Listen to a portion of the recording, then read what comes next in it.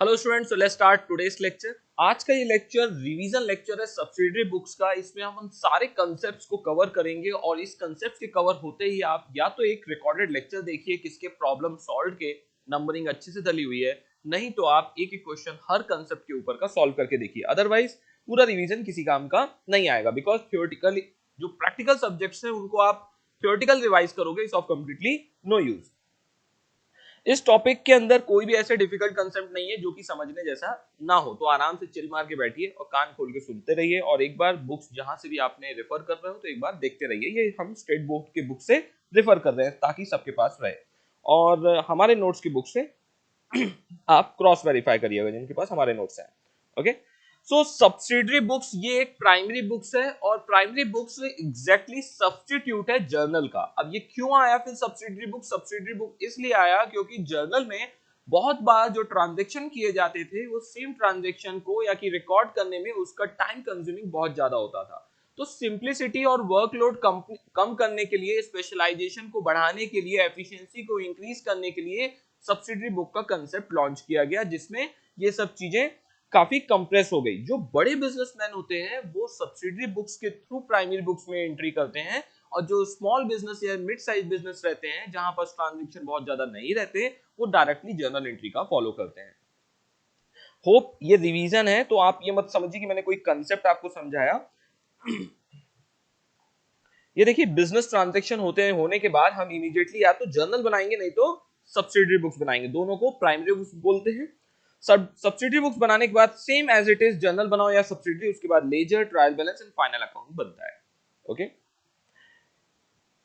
Hope you all remember. इसको अपन journal को सब डिवाइडेड कर दिया गया है, स्पेशल जर्नल को, और जो स्पेशल जर्नल है उसी को अपन क्या बोलते हैं? Subsidiary books. Because subsidiary books बनाते वक्त अपन एक जर्नल प्रॉपर भी बनाते हैं जिसको अपन कंसिडर कर सकते हैं एग्जैक्टली लाइक जर्नल एंट्री। इसीलिए उसने बोला है जर्नल को किसमें सब डिवाइड किया गया है? Special journal and normal journal. इसी को अपन ओरिजिनल बुक ऑफ एंट्रीज या प्राइम एंट्रीज भी बोलते हैं। फर्स्ट रिकॉर्ड जो होता है वो सब्सिडरी बुक्स में होता है, उसके बाद लेजर में होता है। नीड क्या आई स्पेशलाइजेशन का? Time saving, economical, division of work, quick information and future references and internal check. ये सब चीजें इजी हो गए। हमने देखा था ये सब क्यों चीजें इजी हुई हैं, बिकॉज यहाँ पर जो भी एंट्री कर रहे हैं बहुत स्मार्टली डिपार्टमेंट वाइज, और इन सब चीजों का यूज किया जाता है। जो कंटेंट लिख रहे हो उसमें रिडक्शन आ रहा है, इसलिए यहाँ पर हुआ है। सब्सिडरी बुक्स के अंदर कैश एंड बैंक ट्रांजेक्शन होते हैं, credit transaction, bill transaction and other. अब देखिए, अदर में तो जर्नल प्रॉपर आता है। जर्नल प्रॉपर क्या होता है? जो ये बाकी जो कंसेप्ट लिखे हुए हैं लेफ्ट में आपके, इनमें जो ट्रांजेक्शन रिकॉर्ड नहीं होते हैं वो सब कहां रिकॉर्ड हो जाते हैं? जर्नल प्रॉपर में। Opening entry, closing entry, transfer entry, adjustment entry, जो एंट्री, और like credit purchase of machinery.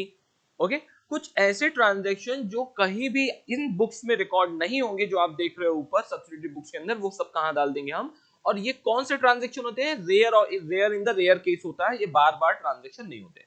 Subsidiary book हम उसी की बनाते हैं, नाम से समझ में आ रहा है कि हमको वर्कलोड कम करना है, मतलब उसका वर्कलोड उस एंट्री का ज्यादा है। फॉर एग्जाम्पल, मेरे बिजनेस में परचेज रिटर्न का कोई सेल्स रिटर्न का कोई कंसेप्ट नहीं है। लिखा हुआ है no return, no exchange, no, मतलब क्या हुआ? No sales return. तो क्या मैं सेल्स रिटर्न की बुक बनाऊंगा? नहीं बनाऊंगा।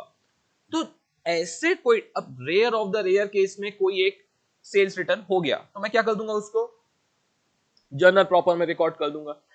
बात कंसेप्ट चल रही है ऐसी एंट्रीज की हम जर्नल प्रॉपर करने की कोशिश करते हैं, स्पेशलाइजेशन क्रिएट करने की कोशिश करते हैं, जिसका ट्रांजैक्शन कितना हो? बहुत ह्यूज हो, बहुत सारी परचेसेस हो रही, बहुत सारे सेल्स हो रहे हैं, बहुत सारे कैश ट्रांजेक्शन है, बहुत सारे बैंक ट्रांजेक्शन है, तो हम इनके क्या बना लेते हैं?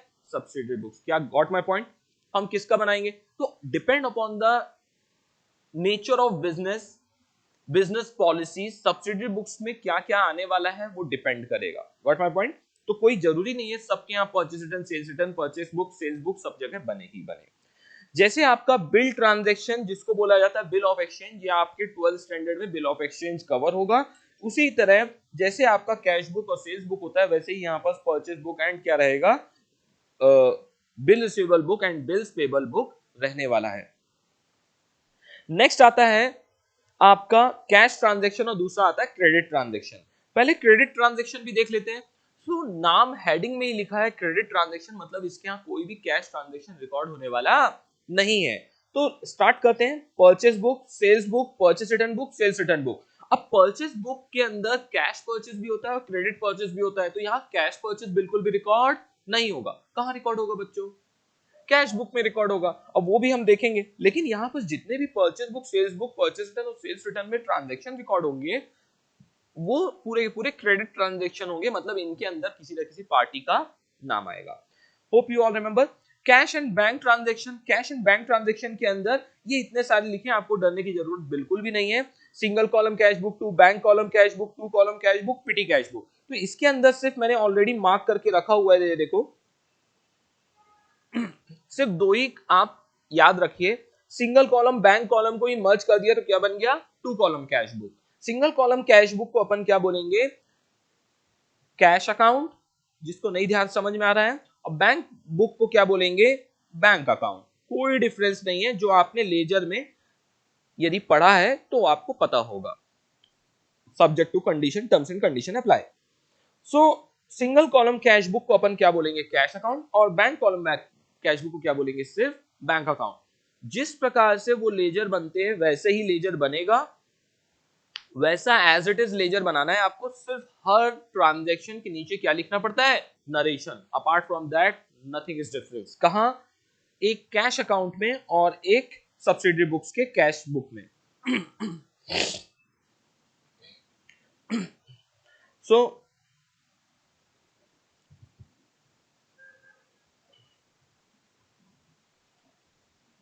ये देखो, इस तरह का कुछ आपका कैश अकाउंट बन रहा है। फॉर एग्जांपल कैश अकाउंट में क्या होता है? डेबिट साइड से जितने भी पैसे आते हैं, डेबिट व्हाट कम्स इन, हम डेबिट साइड रिकॉर्ड करते हैं। जो भी पेमेंट जाता है हम कहां रिकॉर्ड करते हैं? क्रेडिट साइड में रिकॉर्ड करते हैं। जो भी है यहीं पास ध्यान देना है बस। इसी को अपन एसेट्स बोले या रियल अकाउंट बोले, जिस भी पॉइंट ऑफ से बोल रहे हैं बोल सकते हैं। एसेट्स बोला, ये कैश हमारा एक एसेट्स है। एसेट्स में रूल लगता है मॉडर्न रूल के अप्रोच से, डेबिट साइड से प्लस होता है, क्रेडिट साइड से लेस होता है। सिर्फ आपको क्या करना है? बैलेंस ब्रॉट डाउन को छोड़ दो, तो जितने भी ट्रांजेक्शन है उसके नीचे क्या करना है? प्रकाश के नीचे आपको क्या करने का है बच्चों? नरेशन लिखना है। इसके अलावा कुछ भी नहीं करना है। ये आपका बन जाएगा क्या? Cash book. और ये अकाउंट की जगह क्या लिख देना है? Cash book. इसी तरह आपको बैंक का लेजर बनाना है और बैंक अकाउंट की जगह क्या लिख देना है बच्चों? Bank book. और क्या एडिशनल चेंज होगा? नीचे क्या आ जाएगा? नरेशन आ जाएगा। इसके अलावा कोई भी चेंज नहीं है। ये debit, credit, everything will remain same. Receipt payment भी लिखना हो तो आप लिख सकते हैं, नहीं तो आप पर्टिकुलर्स लिखेंगे तो भी काम चलता है। बात समझ में आ रही है? रिसीट पेमेंट लिखा तो भी चलेगा, पर्टिकुलर्स लिखा तो भी चलेगा। जनरली यहां पर क्या यूज किया है वर्ड? आप ही लोग भूल गए हो। क्या यूज किया है? रिसीट एंड पेमेंट यूज किया आगे चल के बुक्स में। ओके, ये देखो रिसीट्स, पेमेंट, ध्यान आ रहा है? डेट वही है, पर्टिकुलर की जगह क्या लिख दिया है? रिसीट्स। अब receipt number, ledger folio. Ledger folio तो पहले भी लिखते थे, राइट? वहां जनरल फोलियो लिखते थे। यहाँ क्या आ रहा है? Ledger folio. बच्चों मैंने ऑलरेडी सब सर्कल वगैरह किया है, आप अपने भावनाओं को संभालो और कुछ समझो कि क्या क्या चीजें आपको याद रखनी है। आप क्या करोगे? फॉर्मेट से ना ये सब चीजें आप, सर आपने बोला था बिल्कुल कैश अकाउंट बना देना है, बैंक अकाउंट बना देना है। ये दो लाइन का किसी कोई काम नहीं है, लेकिन आपको बनाना है। स्टूडेंट क्या कर देंगे यहाँ पर? Journal folio. यहाँ तो जर्नल का नाम और निशान ही नहीं है, ये खुद जर्नल है। आपको क्या लिखना पड़ेगा यहाँ पास? Ledger folio. ओके, ये हम बना रहे हैं। देखो दिख रहा है आपको लेजर की तरह, लेकिन हम बना क्या रहे हैं बताओ? जर्नल। हम जर्नल बना रहे हैं। तो जर्नल के अंदर क्या लिखते हैं हम हर जगह? लेजर। हम लेजर का रेफरेंस डालते हैं। क्या ये बात समझ में आ रही है मेरी देवी और देवताओं? ये कौन सी बुक बना रहे हैं हम? Primary books. सेकेंडरी बुक्स आपकी लेजर में चली जाएगी, समझ लेना। ओके, सो हम सेकेंडरी बुक में कहां रिकॉर्ड करेंगे या लेजर में कहां रिकॉर्ड करेंगे? तो लेजर फोलियो, लेजर का पेज नंबर हम यहां मेंशन करेंगे। क्या ये आपको फॉर्मेट याद रहेगा? ये सिंपल कैश बुक बोलो, बैंक कॉलम बैंक बुक बोलो, टू कॉलम कैश बुक बोलो, वैसा ही चलेगा। आगे चलते हैं। अब कुछ इंपॉर्टेंट चीजें। Details are recorded on the receipt side and cash book a journal since it is a original book of entries and it is also ledger. तो यहां पास भी लिख दिया, ये जर्नल का भी काम करता है और लेजर का भी। मैं आपको और थोड़ी हेल्प कर देता हूं, समझना कोशिश को इसको।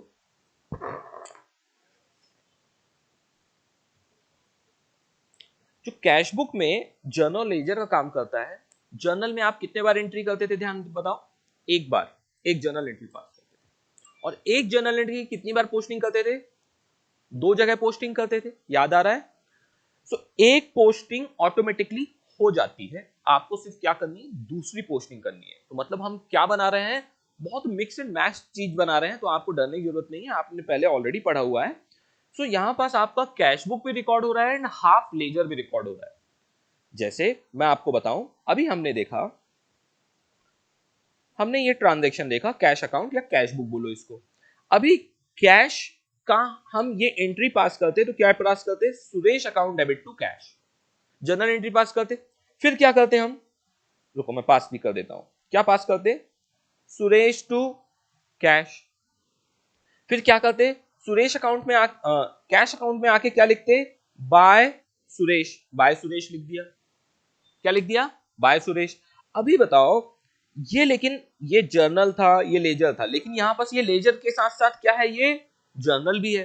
तो सुरेश कैश कैश लेजर में तो ऑलरेडी सुरेश आ गया, अभी बचता क्या है मालूम है, सिर्फ अभी क्या करना है आपको, सुरेश के लेजर में मतलब सिर्फ क्या बचा है, सुरेश के लेजर में क्या लिखना है, टू कैश लिखना है।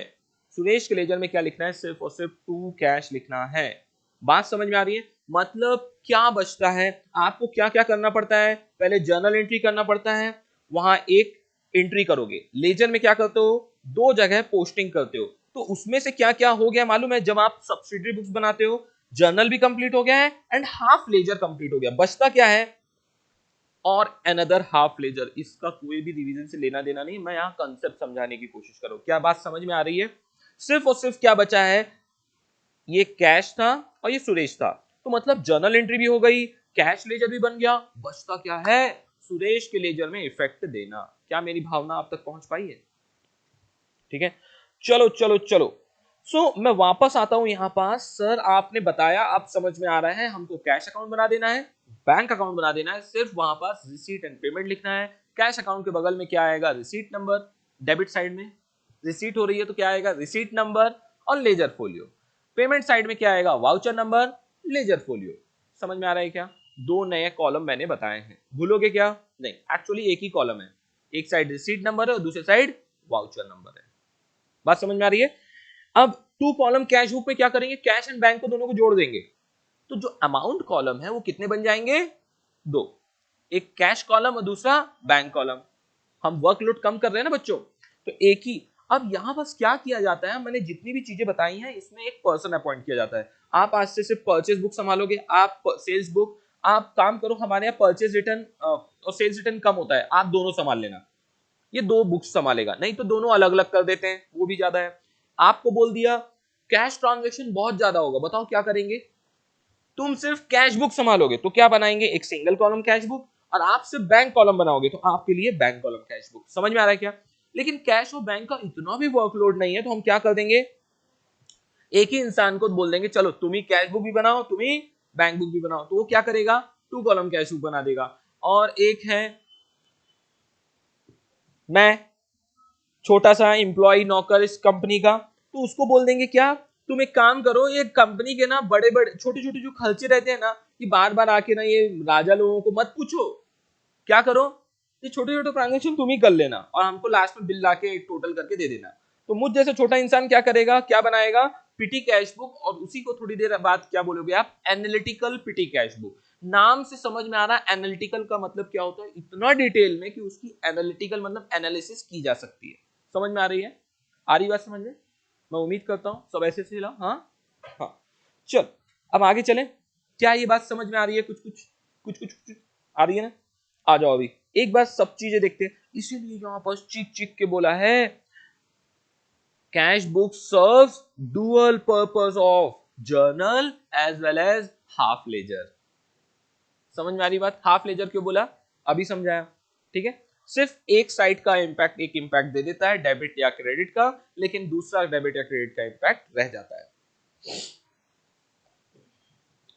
और मैंने ये भी आपको लिखवा के दिया है, ध्यान रखना, कैश बुक हो, बैंक बुक हो, टू कॉलम कैश बुक हो, कैश बुक बैंक बुक दोनों हो, लेफ्ट हैंड साइड आपका रिसीट होता है, जब भी पैसा कैश में आए या बैंक में आए तो वहां से बढ़ता है, क्रेडिट साइड से पेमेंट जो भी जाते हैं पैसे घटते हैं। यहाँ पर सिर्फ एडिशनल नरेशन लिखना है। ये इसका लेजर है, बस इस लेजर की जगह कैश अकाउंट की जगह क्या लिखना है आपको, बुक लिखना है। इसमें आप लिख दो कैश बुक। आपने हमेशा कैश बुक भी लिखा तो भी कोई प्रॉब्लम नहीं है, अंदर बैंक कंटेंट डाल देना। आ जाओ मेरे बच्चों, फॉर्मेट देख लिया आपने, ये देखो सिर्फ क्या क्या मैंने अलग अलग किया है बताओ। ये देखो यहां बुक आ गया, receipt number, voucher number, line, narration. आप लेजर में लाइन ड्रॉ करते हो क्या? नहीं। ये ना पूरा पूरा जर्नल और लेजर का क्या कर दिया है, मिक्स करके एक नया ही प्रोडक्ट लॉन्च कर दिया है। समझ में आ रही बातें? आ जाओ आगे। इस सिंपल कैश बुक है। अब आते हैं टू कॉलम कैश बुक में। Two column cash book opens a current account with the bank, he avail overdraft facility. ठीक है, इसके अंदर क्या आ रहा है बताओ, सिर्फ कैश तो था ही, साथ में क्या आ गया है, बैंक कॉलम आ गया है। इसके अलावा receipt number, voucher number will remain same, और कुछ तो है ही नहीं। बात समझ में आ रही है? इसके अंदर एक चीज समझ में आ रहा है, नाम इतना चिक चिक के लिख रहा है कि ये क्या है बताओ, कैश बुक है। तो इसके अंदर कौन से ट्रांजेक्शन आएंगे, कैश की क्रेडिट, सिर्फ और सिर्फ कैश ट्रांजेक्शन आएंगे। आइदर उसका पेमेंट या रिसीट जो भी हो, आइदर कैश में होगा नहीं तो बैंक से होगा, और तीसरा कोई भी ट्रांजेक्शन नहीं होगा। अब आते हैं, अरे डेबिट बैलेंस को to balance brought down, credit balance को बाय बैलेंस ब्रॉट डाउन। हाँ, मेरे को बुरा मत लग रहा है अभी।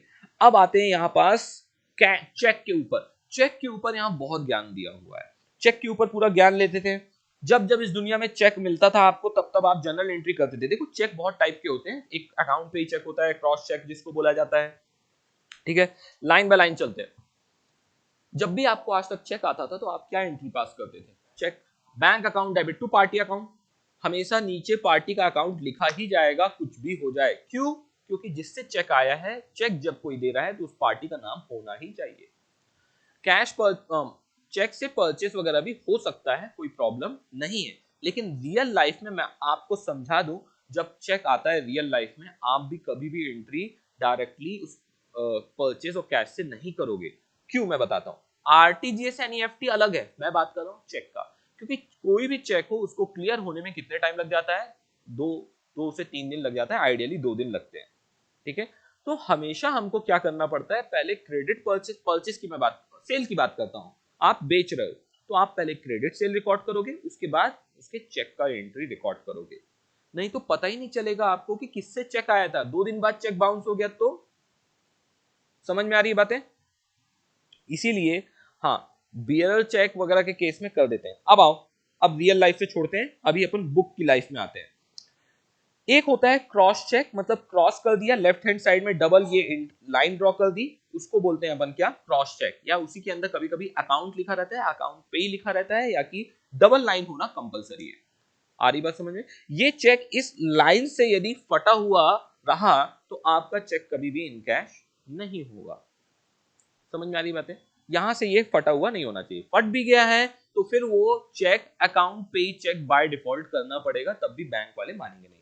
ओके, तो जब एंट्री करते थे तो bank account debit to sales, assets, income, debtors जो भी रहेगा अपन कर सकते हैं। बैंक में पैसे आए या गए तो अपन क्या कर देंगे, अकॉर्डिंगली चेंज। तो यहाँ पास कोई प्रॉब्लम नहीं है, जो अभी तक आप करते आए थे वही चलेगा। लेकिन जब बियरर चेक होता है तब थोड़ी सी एंट्री चेंज हो जाती है। बियरर चेक में मतलब ऊपर साइड कोई भी क्रॉस नहीं होता, कोई भी जाके बैंक से पैसे उस चेक को दिखा के विड्रॉ कर सकता है, इसलिए उसको बोला जाता है बियरर चेक। मतलब bearer cheque is equivalent to like a cash. इसीलिए जब उसकी जर्नल एंट्री करते हैं और जब पैसे आते हैं तो यहां पास हम बैंक नहीं लिखते, क्या लिखते हैं, कैश लिखते हैं। और मैंने आपको समझाने के लिए क्या बोला है, हमेशा क्या बोलो उसको, कैश चेक बोलो, ताकि आपको याद रहे। बिकॉज ये एक्चुअल में कैश है क्या, नहीं। लिख के मत आना एग्जाम में कैश चेक, आपको याद रखने के लिए छोटा सा वहां पास कहीं पेंसिल से लिख देना। बिकॉज ये कैश चेक को आपको बैंक में जाकर डिपॉजिट करके एक्चुअल में आपको क्या लाना पड़ेगा, कैश या बैंक में पैसे ट्रांसफर करवाने पड़ेंगे। अदरवाइज आप बोलोगे कैश आ गई, कैश आ गई, वो अपने घर में रखे रहोगे चेक, तो कोई काम का नहीं है। क्या ये बात समझ में आ रही है? 3 महीने बाद, वो भी एक नेगोशिएबल इंस्ट्रूमेंट है, 3 महीने बाद वो क्या हो जाएगा, इनवैलिड हो जाएगा। ओके, बात समझ में आ रही है? तो जब चेक आता है तो हम क्या एंट्री करते हैं, cash account debit to sales. लेकिन जब यही चेक को बैंक में डिपॉजिट करेंगे तो क्या करना पड़ेगा? बैंक अकाउंट, या तो आपके पास कैश आएगा, सो आपके पास क्या आएगा, जो भी आएगा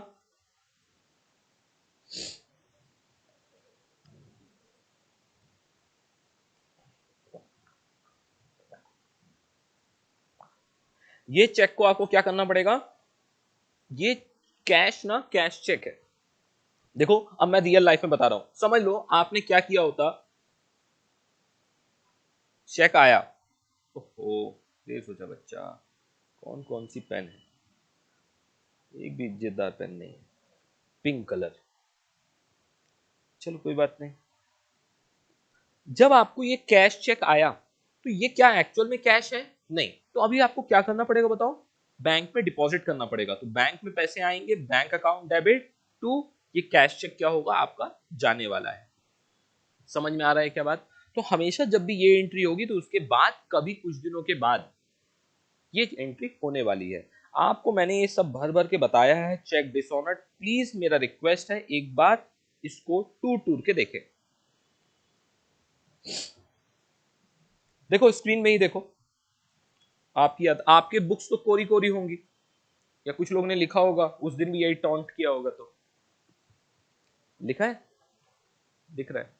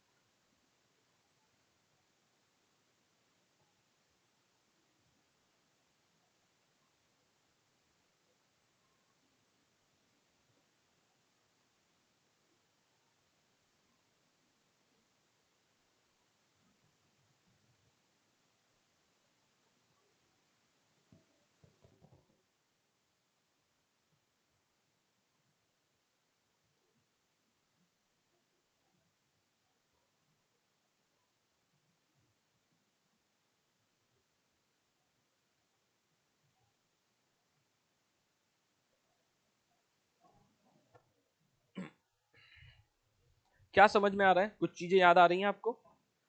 हाँ,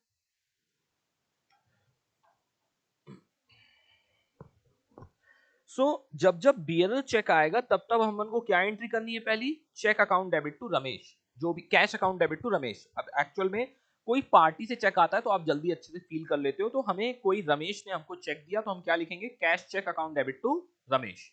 अब जब ये चेक हम बैंक में डिपॉजिट करेंगे तब हम एंट्री क्या कर देंगे? Bank account debit to that cash cheque, because actual में वो कैश था ही नहीं, वो क्या है? चेक है। चेक जब रिसीव्ड होगा और डिपॉजिट हो जाएगा, इसी टाइप का कोई भी चेक हो, या देखो ये चेक बैंक में क्रॉस चेक रिसीव्ड होके होता है तो हम क्या करते हैं? Bank account debit to Ramesh directly कर देते हैं। लेकिन एक ऐसा चेक है जो वो बियर चेक है लेकिन सेम डे में रिसीव्ड हुआ और सेम डे में बैंक में डिपॉजिट हो गया है, तब हम एंट्री क्या करेंगे? रमेश कैश चेक कैंसिल हो जाएगा, एंट्री क्या हो जाएगी? Bank account debit to Ramesh. So क्या होने वाला है ये देखो, यहां करके भी दिखाया है, रामेश है जो भी है, तो एंट्री हो जाएगी bank account debit to Ramesh. उस टाइम कैश चेक लिखने की जरूरत नहीं है। कब लिखने की जरूरत नहीं है बच्चों? जब सेम डे चेक आया और सेम डे क्या लिखा है क्वेश्चन में कि बैंक में डिपॉजिट कर दिया है। चेक डिसऑनर्ड की एंट्री जब रिसीव्ड होता है bank account debit to Ramesh, cheque dishonoured हुआ है तो उसका opposite Ramesh to bank. Cheque issue करने की entry Ramesh to bank, cheque dishonoured entry bank to Ramesh, cash withdrawn from bank for personal use, drawing account debit to bank. Bank advice किसको बोलते हैं? मैंने आपको सिखाया है, बताओ। जो एसएमएस वगैरह रहते हैं, जो नोटिफिकेशन जो आपके विदाउट नोइंग आपके अकाउंट से कोई भी पैसे डिडक्ट होते हैं या कोई भी पैसे आते हैं, उन दोनों के केस में और आपको पता नहीं है, उन सब केसेस में आपको एक लेटर लिख के एक जमाने में बैंक भेजा करता था, जो आज की डेट में रिप्लेस हो गया ईमेल और एसएमएस एंड नोटिफिकेशन के थ्रू। ओके, ये इंटरेस्ट है, ये सब कॉमन है।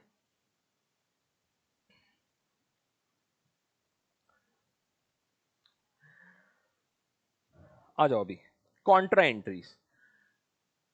कॉन्ट्रा एंट्रीज ऐसी एंट्री होती है जब एक ही लेजर में, जहां जब जब इस दुनिया में कैश और बैंक एक ही जर्नल एंट्री में आएंगे तब तब क्या हो जाएगा, कॉन्ट्रा एंट्री होती है। अब कॉन्ट्रा एंट्री में कोई जर्नल एंट्री पास नहीं करते हैं, सिर्फ और सिर्फ हम ऐसी एंट्री जहां कैश और बैंक एक साथ आए, तो उन दोनों एंट्री के सामने जहां जहां लेजर में पोस्टिंग होती है ना, सब्सिडरी बुक्स में, कैश बुक में, वहां वहां उनके सामने क्या लिख देने का है, कैपिटल सी लिखना है।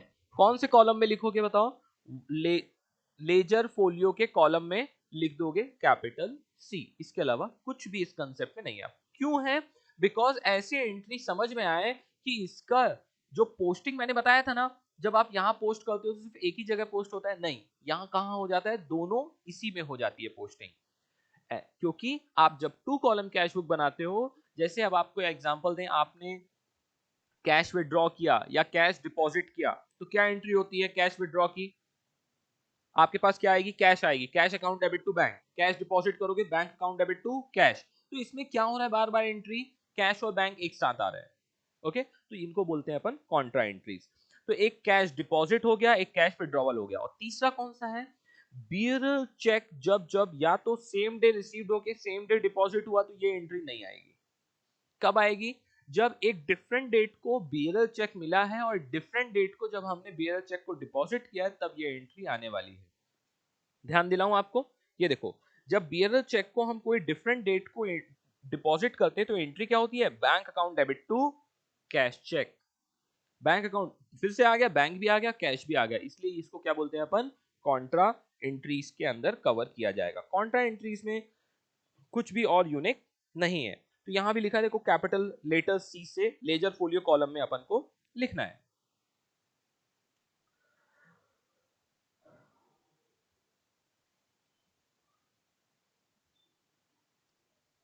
नेक्स्ट आते हैं टू कॉलम कैश बुक। अब देखो, कोई भी ट्रांजेक्शन यहां पर टू कॉलम कैश बुक है, मैं उसका फॉर्मेट आपको दिखा देता हूं। सेंटर लाइन आपकी डबल हो जाएगी, बैंक कॉलम 1.5, कैश कॉलम 1.5 हो जाएंगे। मैं सेंटर लाइन से लेफ्ट या राइट की किसी की भी बात करो, कैश एंड बैंक कॉलम 1.5 1.5 होंगे। 0.5 के क्या बन जाएंगे, आपका receipt number, ledger folio number.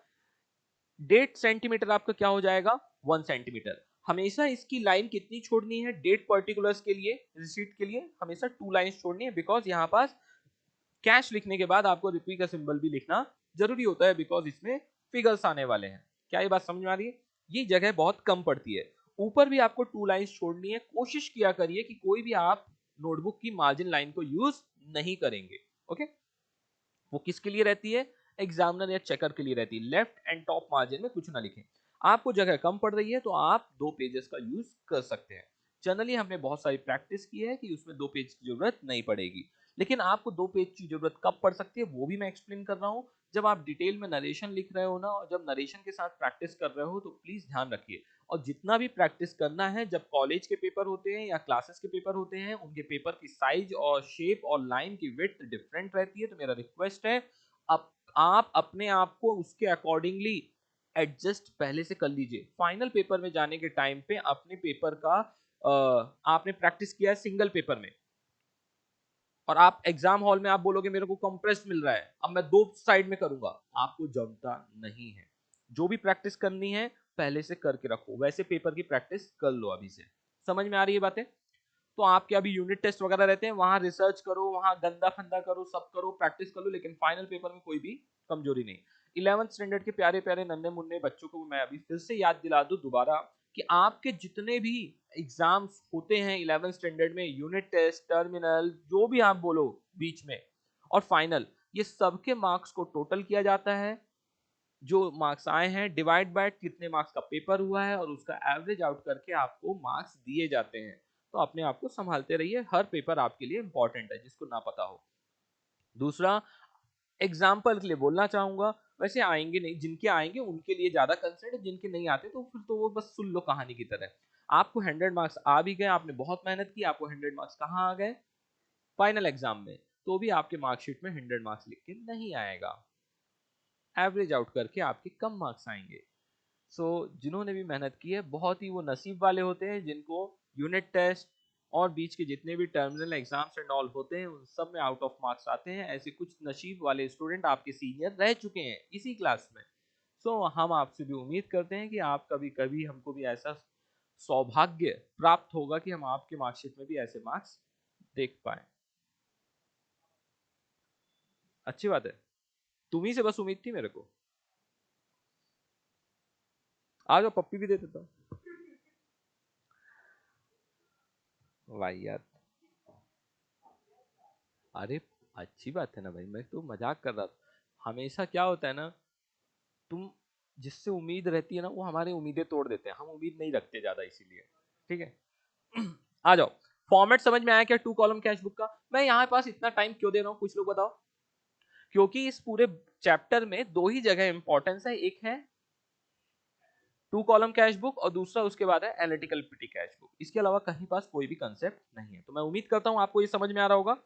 Centre double line करना, भले इसने सिंगल लाइन की है, और ये सारे फॉर्मेट्स को फॉलो करना, सेम एज इट इज क्या हो जाएगा आपके राइट हैंड साइड रेप्लिकेट हो जाएगा।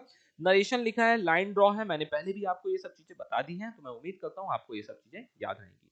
एग्जैक्टली अब आती है बातें कि इसमें लेजर का भी रिवीजन मैं आपके लिए करके दे देता हूं। यदि आप कोई भी ट्रांजैक्शन कर रहे हो, स्टार्टेड बिजनेस विद कैश, तो आप क्या जनरल एंट्री पास करोगे बच्चों? Cash to capital. सो यहां पास कैश, ऑलरेडी कैश लिखा हुआ है, ये कैश, इसको हम नहीं देखते हैं। हम किसको देखते हैं? ये कैश और ये बैंक को। कैश ऑलरेडी समझ लो कैश लिखा हुआ है, तो बचता क्या है बच्चों? To capital. तो हमारा क्या आ जाएगा? To capital. और किस में आया है? कैश में आया है, तो हमने कहा लिखा है बताओ? कैश कॉलम में। यदि बैंक से वो स्टार्ट करता तो कहां आ जाता? वो बैंक में आ जाता। बोलता business started with 60,000 through bank, ऐसा कुछ लिखा होता तो कहां आ जाता? किस कॉलम में? बैंक कॉलम में आता। मैंने आपको बहुत अच्छे से लेजर के कंसेप्ट में बताया है कि लेजर की पोस्टिंग कैसे होती है, टू एंड बाय सिस्टम से। समझ में आया? एक बाय का कंसेप्ट देखते हैं। कैश परचेस कर रहा है, कैश परचेस की एंट्री क्या होगी बताओ?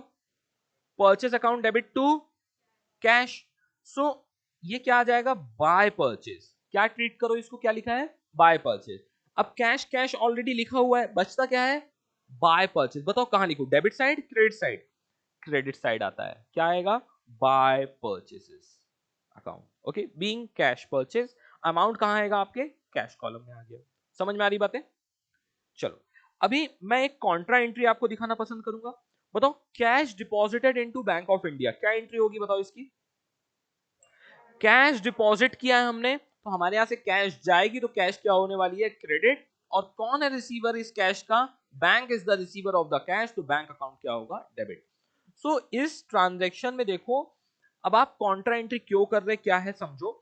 बैंक भी है और कैश भी है, और नीचे यहां पास भी देखो कैश भी और बैंक भी है, तो दोनों इसके जर्नल एंट्री और लेजर के इफेक्ट सब इसी के अंदर आने वाले हैं।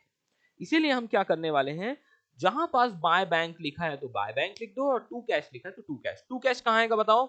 डेबिट साइड में। और बाय बैंक कहां आएगा? क्रेडिट साइड में। और दिमाग लगाने की जरूरत बिल्कुल भी नहीं है।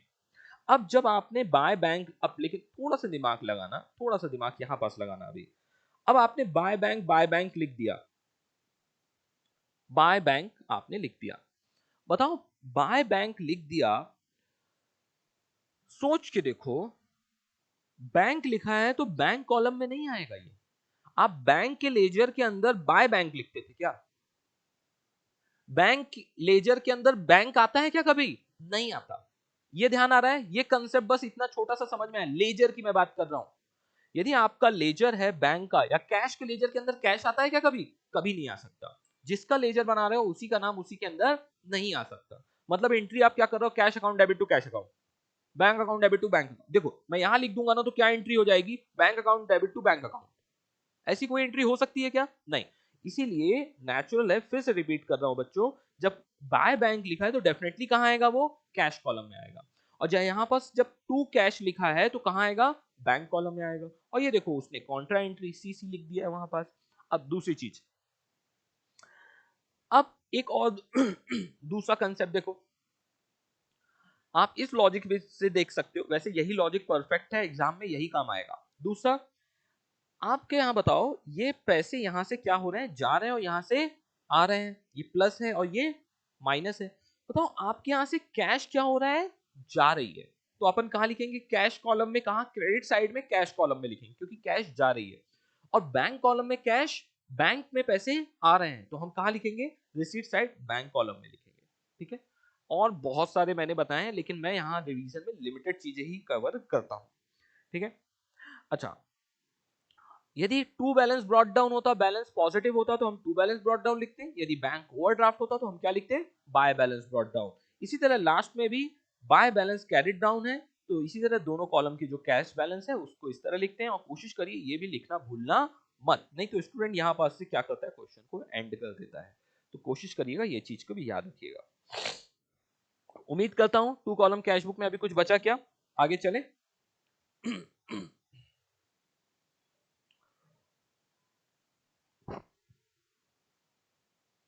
कुछ है क्या और रॉकेट साइंस?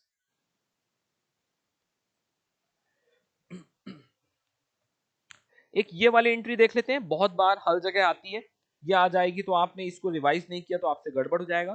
फिफ्थ ट्रांजेक्शन है cash purchase at 10% trade discount, तो हम इसको तो इज्जत देते ही नहीं है, हाँ, एंड 5% कैश डिस्काउंट, इसको इज्जत देते हैं। Half the amount was paid in cash and remaining by cheque, मतलब पूरा पेमेंट हमने किससे किया है, बैंक से किया है, तो आपको डरने की जरूरत नहीं है। तो सबसे पहले 60,000 के ऊपर हम क्या करेंगे, इसका अपन चार्ट बनाया क्या यहाँ पास भी हमने, हाँ देखो, 60,000 के ऊपर 10% लेस कर दिया डिस्काउंट, तो कितना आ गया 54। अब हम इस ये वाला ट्रांजेक्शन, एक और ट्रांजेक्शन होता है जिसमें क्या होता है 50% क्रेडिट और 50% कैश, तो हमें सिर्फ कौन सा ट्रांजेक्शन यहाँ रिकॉर्ड करना है बच्चों, कैश ट्रांजेक्शन रिकॉर्ड करना है, क्योंकि हम टू कॉलम कैश बुक बना रहे हैं। 54 में से हमने 27 क्या दे दिया है, 5% कैश डिस्काउंट दे दिया है, कितना आएगा 51,300। कुछ अमाउंट हमने किससे दिया है, कैश से, कुछ अमाउंट हमने किससे दिया है, बैंक से। अब बताओ बच्चों एंट्री क्या करेंगे, परचेस अकाउंट डेबिट, और मैंने आपको बताया था डिस्काउंट इस दुनिया में हमेशा कैश और बैंक के साथ चिपक के आता है। Okay, purchase account debit to cash to bank to discount, समझ में आ रही बात है। परचेस कितने का किया बताओ कोई, 54,000 का। कैश कितना पे किया है, 25,650, 25,650, और यहां पास कितना आएगा आपका 2,700। अब स्टूडेंट जज्बाती हो जाता है, परचेस का हमारा कोई लेना देना यहां नहीं है, सिर्फ हमारा ये किस लिए, बाय परचेस है। हम क्या लिखेंगे, बाय परचेस, और लेकिन कैश कॉलम में कितना आएगा 25,650 एंड बैंक कॉलम में कितना आएगा 25,650। 54,000 कहीं भी आने वाला नहीं है। ये डिस्काउंट को आप भूल जाओ क्योंकि ये डिस्काउंट के लेजर में जाएगा जो कि हम बना नहीं रहे हैं। डिस्काउंट के लेजर में क्या जाएगा, बाय परचेसेस जाएगा। मेरी भावना आप तक पहुंच पाई है? हुँ? तो मैं उम्मीद करता हूं आपको समझ में आओ क्या किया है। क्या लिखेंगे हम, बाय परचेसेस, कैश कॉलम में 25,600, बैंक कॉलम में 25,650। ओके,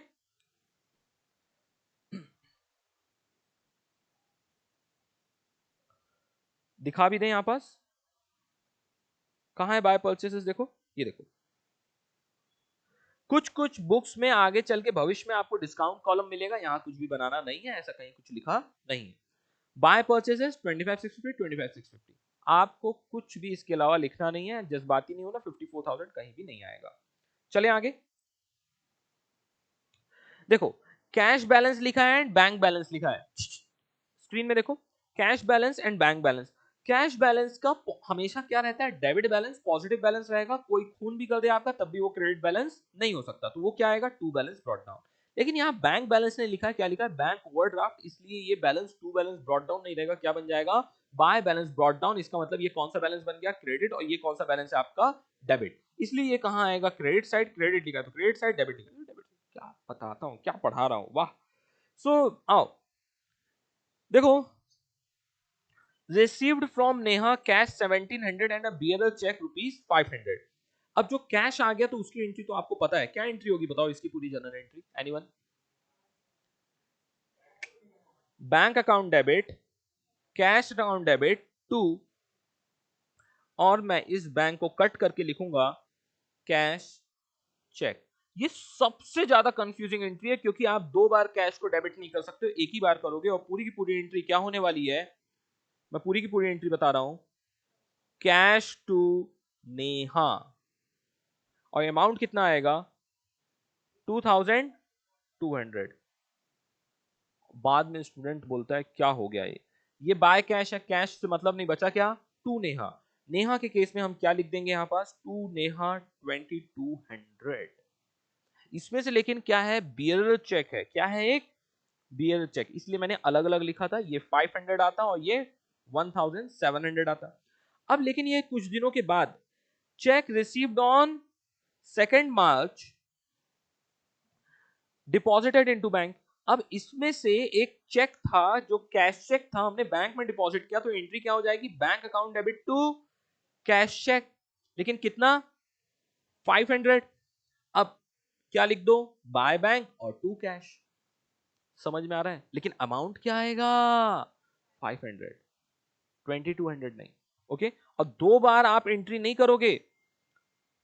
यहां पास लिखा ना टू नेहा, तो टू नेहा 1700 एंड 500, ऐसा नहीं करना है, ये 2200 आएगा।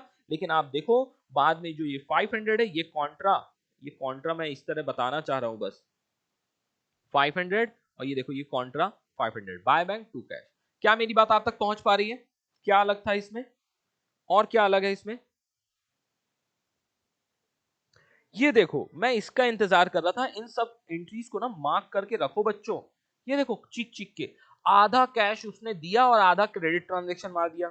समझने की कोशिश करो, पढ़ो इस, purchase goods from Sweety 5000 at 7% trade discount, paid half the amount immediately. क्या एंट्री करोगे, देखो आराम से देखते हैं, मेरे को नहीं आती है, मैं लिख के ही करता हूं। हमने क्या किया है, purchase account debit to cash to, सही स्पेलिंग है ना, फिर ठीक है। 7% ट्रेड डिस्काउंट देने के बाद कितना आ जाएगा बताओ, 4650। तो 4650 से डायरेक्टली एंट्री होगी, क्योंकि ट्रेड डिस्काउंट की कोई भी इज्जत नहीं होती। कैश कितना आ जाएगा इसमें से, 2325 और 2325 स्वीटी। हमको पूरे एंट्री में ये इतना काम का है सर, 4650, हाँ हम लिखेंगे यहां पास बाय परचेजेस, लेकिन अमाउंट कितना आएगा, 2325 आएगा। क्या मेरी बात आप तक पहुंच पाई है, यहां डिस्काउंट भी हो जाता तो भी आपका अमाउंट इतना ही आता, और भी जो लिखना हो लिख लो, लेकिन अमाउंट और ट्रांजैक्शन बस इतना आएगा, बाय परचेसेस 2325। ये ट्रांजैक्शन को याद रखना, ऐसे ही ट्रांजैक्शन कुछ आपको धोखा दे सकते हैं। लास्ट में बहुत बार क्या होता है, deposited cash in excess of, ये ट्रांजैक्शन को भी हाईलाइट किया हुआ ध्यान रखना, in excess of 3920 into bank. So deposited cash in excess of 3920 के ऊपर जितनी भी कैश होगी वो हम बैंक में डिपॉजिट करेंगे। व्हाट डज इट मीन, इसका मतलब क्या होता है, कोई बताएगा। Perfect perfect. तो क्या बोलना चाह रहा है कि जो बैंक है ना, लास्ट में जो ये देखो, ये जो बैलेंस बचेगा कैश कॉलम का, ये देखो कैश कॉलम का जो लास्ट में बैलेंस है 3920 लिख देंगे, जो भी बैलेंसिंग फिगर आएगा उसकी एंट्री क्या हो जाएगी अकॉर्डिंगली। बाय डिफॉल्ट कैश का बैलेंस हमेशा और हमेशा क्या होता है, डेबिट होता है। डेबिट होता है तो हम क्या करें बताओ, डेबिट होता है तो क्या करें,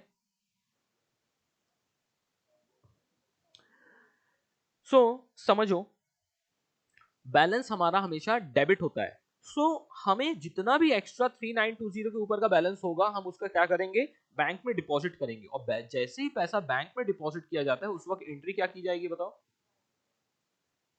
बैंक में पैसा डिपॉजिट करेंगे तो बैंक को पैसा आएगा, bank account debit to cash. तो जितने भी एक्स्ट्रा कैश रहेगी 3920 के ऊपर वो हम बैंक में डिपॉजिट करेंगे, और एंट्री ये होती है। रट्टा मार के नहीं जाना, मैं आपको समझा रहा हूं, समझने की कोशिश करो कि जो भी एक्स्ट्रा पैसा रहेगा आप बैंक में डिपॉजिट करोगे तो कैश डिपॉजिटेड इनटू बैंक की एंट्री क्या होगी, bank account debit to cash. समझ में आ रही बातें, ओके। सो 3920 के ऊपर क्या होगा, देखो यहां समझ लो कि टोटल कितना था, इस साइड का कैश कॉलम आ रहा था 13,920, इस साइड का कॉलम कितना आ रहा था, सॉरी,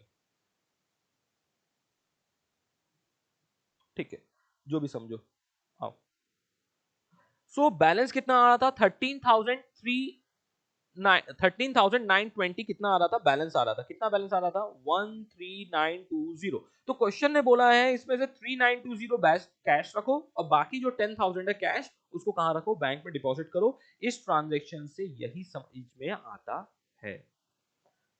तो एंट्री क्या हो जाएगी, बाय कैश टू बैंक, तो उसका इंपैक्ट आपको लास्ट में देना है, by bank to cash contra entry 10,000। क्या मेरी बात आप तक पहुंच पाई है? तो देखो ये सब इंपॉर्टेंट ट्रांजेक्शन है, इसको बिल्कुल भी भूलना नहीं है। आओ बच्चों, अब आता है हमारा पिटी cash book. Petty cash book भी क्या होता है, जो हम मुझ जैसे छोटे इंप्लॉय रहते हैं ना कंपनी में, तो उनको दे देते हैं, जो छोटे मोटे खर्चे रहते हैं आपको संभालना है। अब उनको संभालने के लिए कुछ क्या करना पड़ता है, आपको क्या करना पड़ता है, हम जैसे छोटे एम्प्लॉय को पूरा डिटेल में रिकॉर्ड मेंटेन करना रहता है। ओके, सो जैसे कौन कौन से अमाउंट, स्मॉल अमाउंट होते हैं, स्टेशनरी, पोस्टेज, टेलीग्राम, रिफ्रेशमेंट, चाय, कॉफी, टी, पर्सन, मतलब इतने छोटे। सो जो ये फ्रेंच वर्ड है, ध्यान रखना ये कौन सा वर्ड है, पिटिट, जिसका मतलब होता है स्मॉल। तो recording small expense which can not be paid by cheque, तो ध्यान रखना ऐसे कोई भी एक्सपेंसेस जो चेक से पेड करें वो यहां पास आने वाले नहीं है। यहां पास सब कौन से ट्रांजेक्शन आएंगे, ओनली कैश ट्रांजेक्शन आएंगे। समझ में आ रही बात है?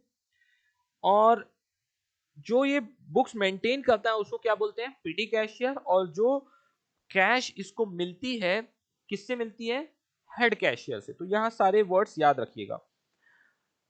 अब पीटी कैश बुक दो टाइप की होती है, एक सिंपल पीटी कैश बुक होती है और एक एनालिटिकल पीटी कैश बुक होती है। सिंपल पीटी कैश बुक में कुछ भी रॉकेट साइंस नहीं रहता है, एक बिल्कुल एक कैश अकाउंट की तरह रहता है।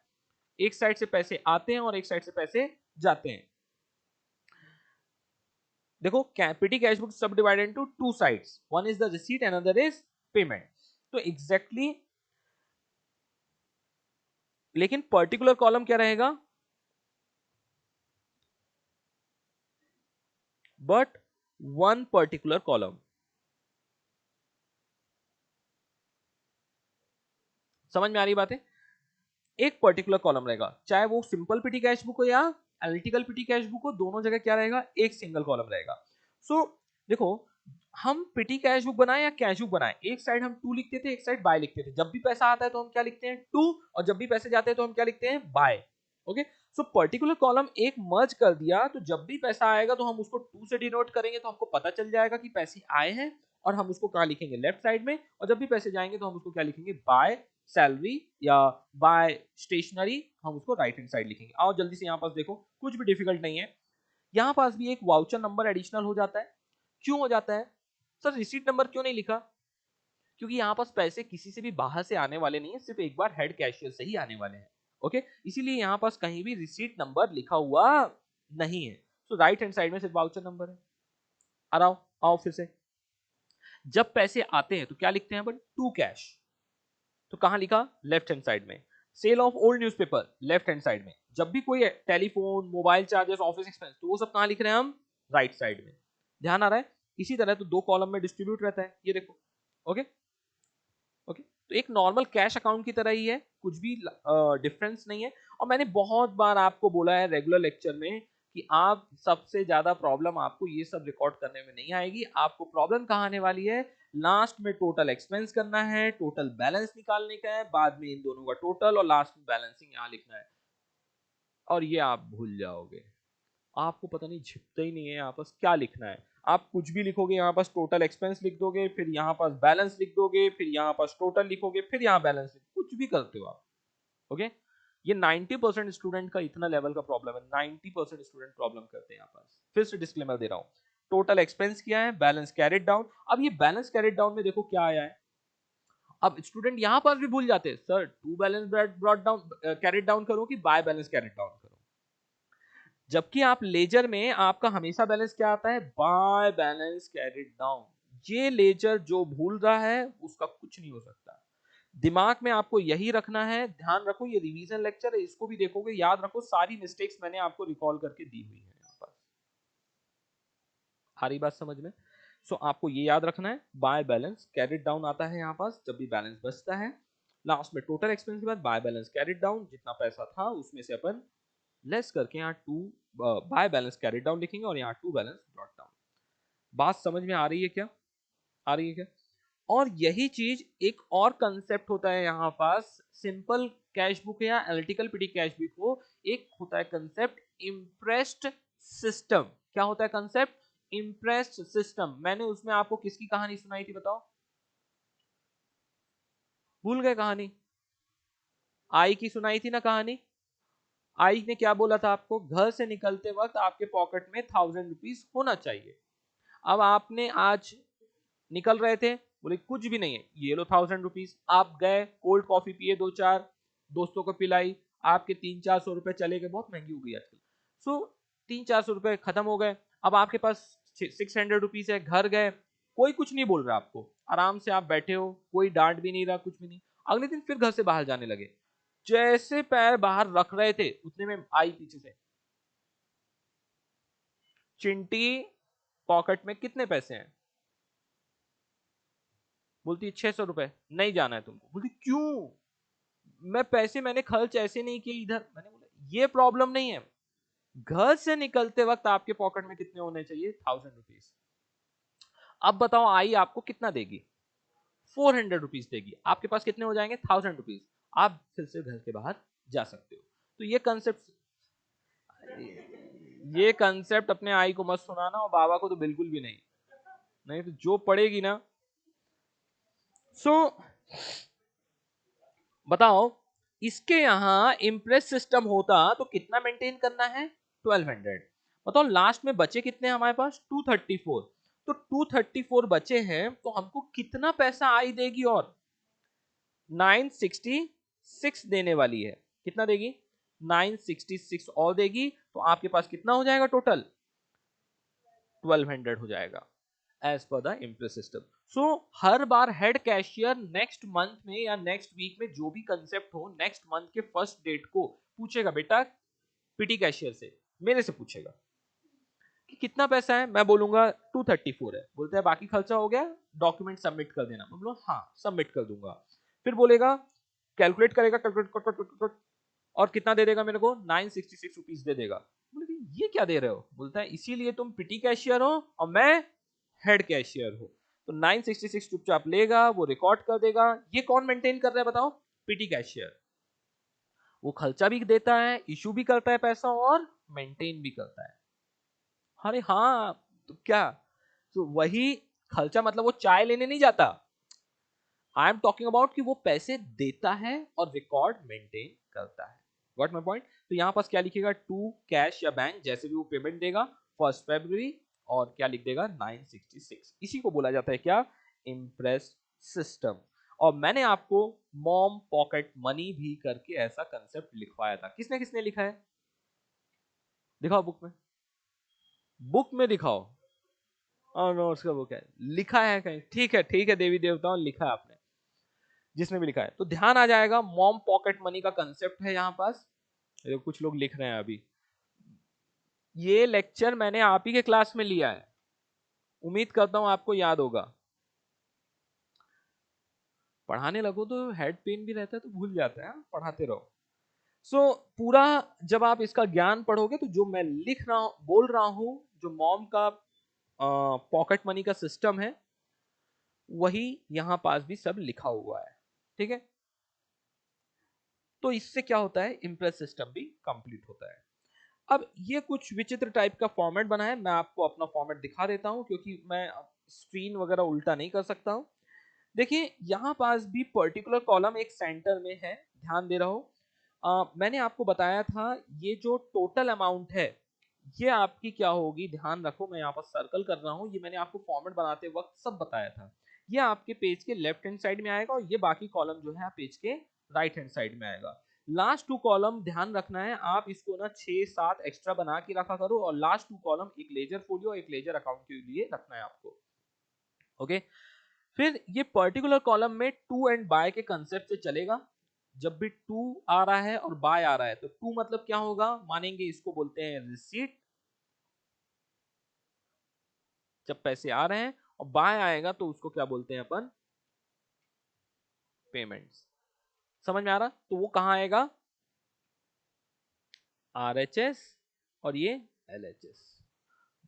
जैसे समझाना हो हैंड्स प्रूव्ड। नहीं बच्चों, अब मेरा काम है आपको याद दिलाना और सिखाना। सो जितना भी पैसा आ रहा है तो amount receive left hand side, cash book folio CBF भी लिखते हैं, CB कैश बुक एफ भी लिखते हैं, या CBF रखेंगे या कैश बुक फोलियो रहे। डेट पर्टिकुलर्स नहीं याद रहेगा, क्या बताऊं, अभी जिसने अभी रिसेंटली पढ़ा है तो उनको याद रहेगा।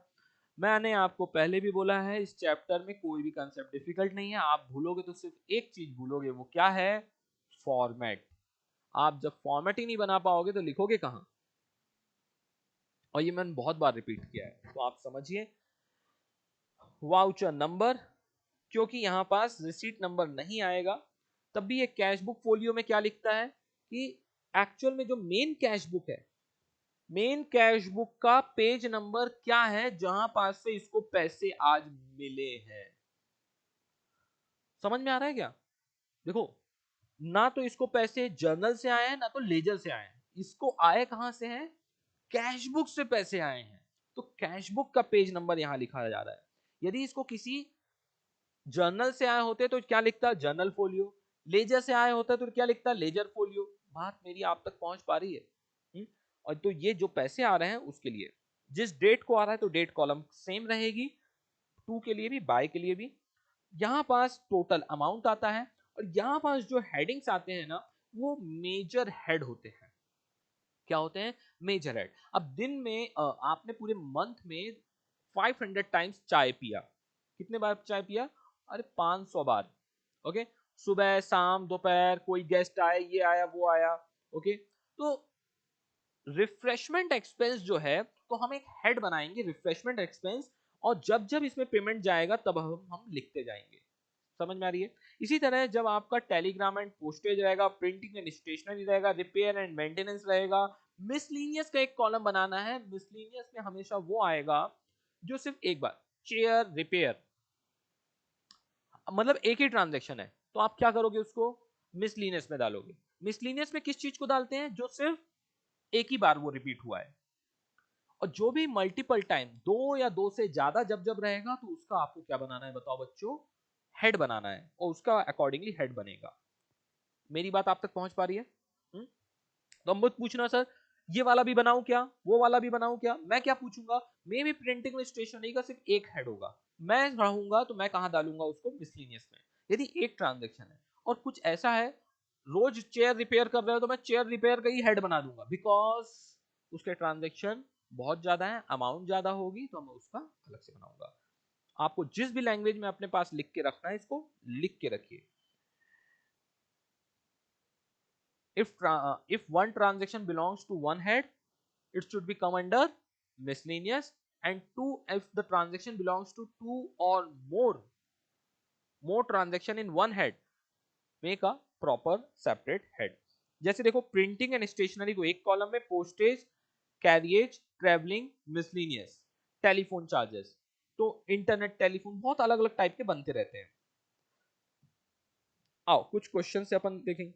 हर बार हम क्या करते हैं, जब भी क्वेश्चन को पढ़ते हैं तो दो चीज सबसे पहली लाइन से हम आइडेंटिफाई करते हैं, क्या वहां एनालिटिकल पीटी कैश बुक है या वो एक नॉर्मल पीटी कैश बुक है। एनालिटिकल रहती है तो लास्ट में हमको एक और एंट्री बढ़ जाती है, जो मैंने अभी बताया मॉम पॉकेट मनी का कंसेप्ट से। उसका कंसेप्ट कब फॉलो होता है, लास्ट में। सो और बहुत बार स्टार्टिंग में भी होता है, बोलता है as per the imprest system, बहुत बार स्टार्टिंग में भी होता है। ध्यान दो, क्लास में स्टार्टिंग में लिखा है टू बैलेंस ब्रॉड डाउन कितना है, 500, और बोलता है as per the imprest system 2000 rupees होना चाहिए। तो बाय डिफॉल्ट 1500 की एक्स्ट्रा एंट्री पैसे रिसीव करने की एंट्री करनी पड़ती। किस किस को जो बोल रहा हूं समझ में आया, रेस करो हैंड। याद आ रहा है, हमने क्वेश्चन पढ़ा है, ऐसा कोई कंसेप्ट पढ़े हैं? ठीक है, जब वो आएगा, है आपके बुक में ही है, वो आएगा तो मैं आपको दिखाता हूं। सो अब हम जो पर्टिकुलर के ट्रांजेक्शन्स हैं, हम उसको रीड करते वक्त हम क्या समझने की कोशिश करते हैं बताओ बच्चों, कि वो ट्रेवलिंग है, कि वो प्रिंटिंग एंड स्टेशनरी है, कि पोस्टेज एंड कोरियज है, समझ में आ रहा है क्या? सो उस टाइप से हम क्या करते हैं, उसको लिख लेते हैं पहले। उसके बाद हम ट्रेवलिंग 2 से 3 बार है, यहाँ ट्रेवलिंग है तो हम ट्रेवलिंग का एक बना दिया। पीसी 2 बार है, 3 बार है तो हमने पीसी का बना दिया। थर्ड स्टेशनरी हो गया।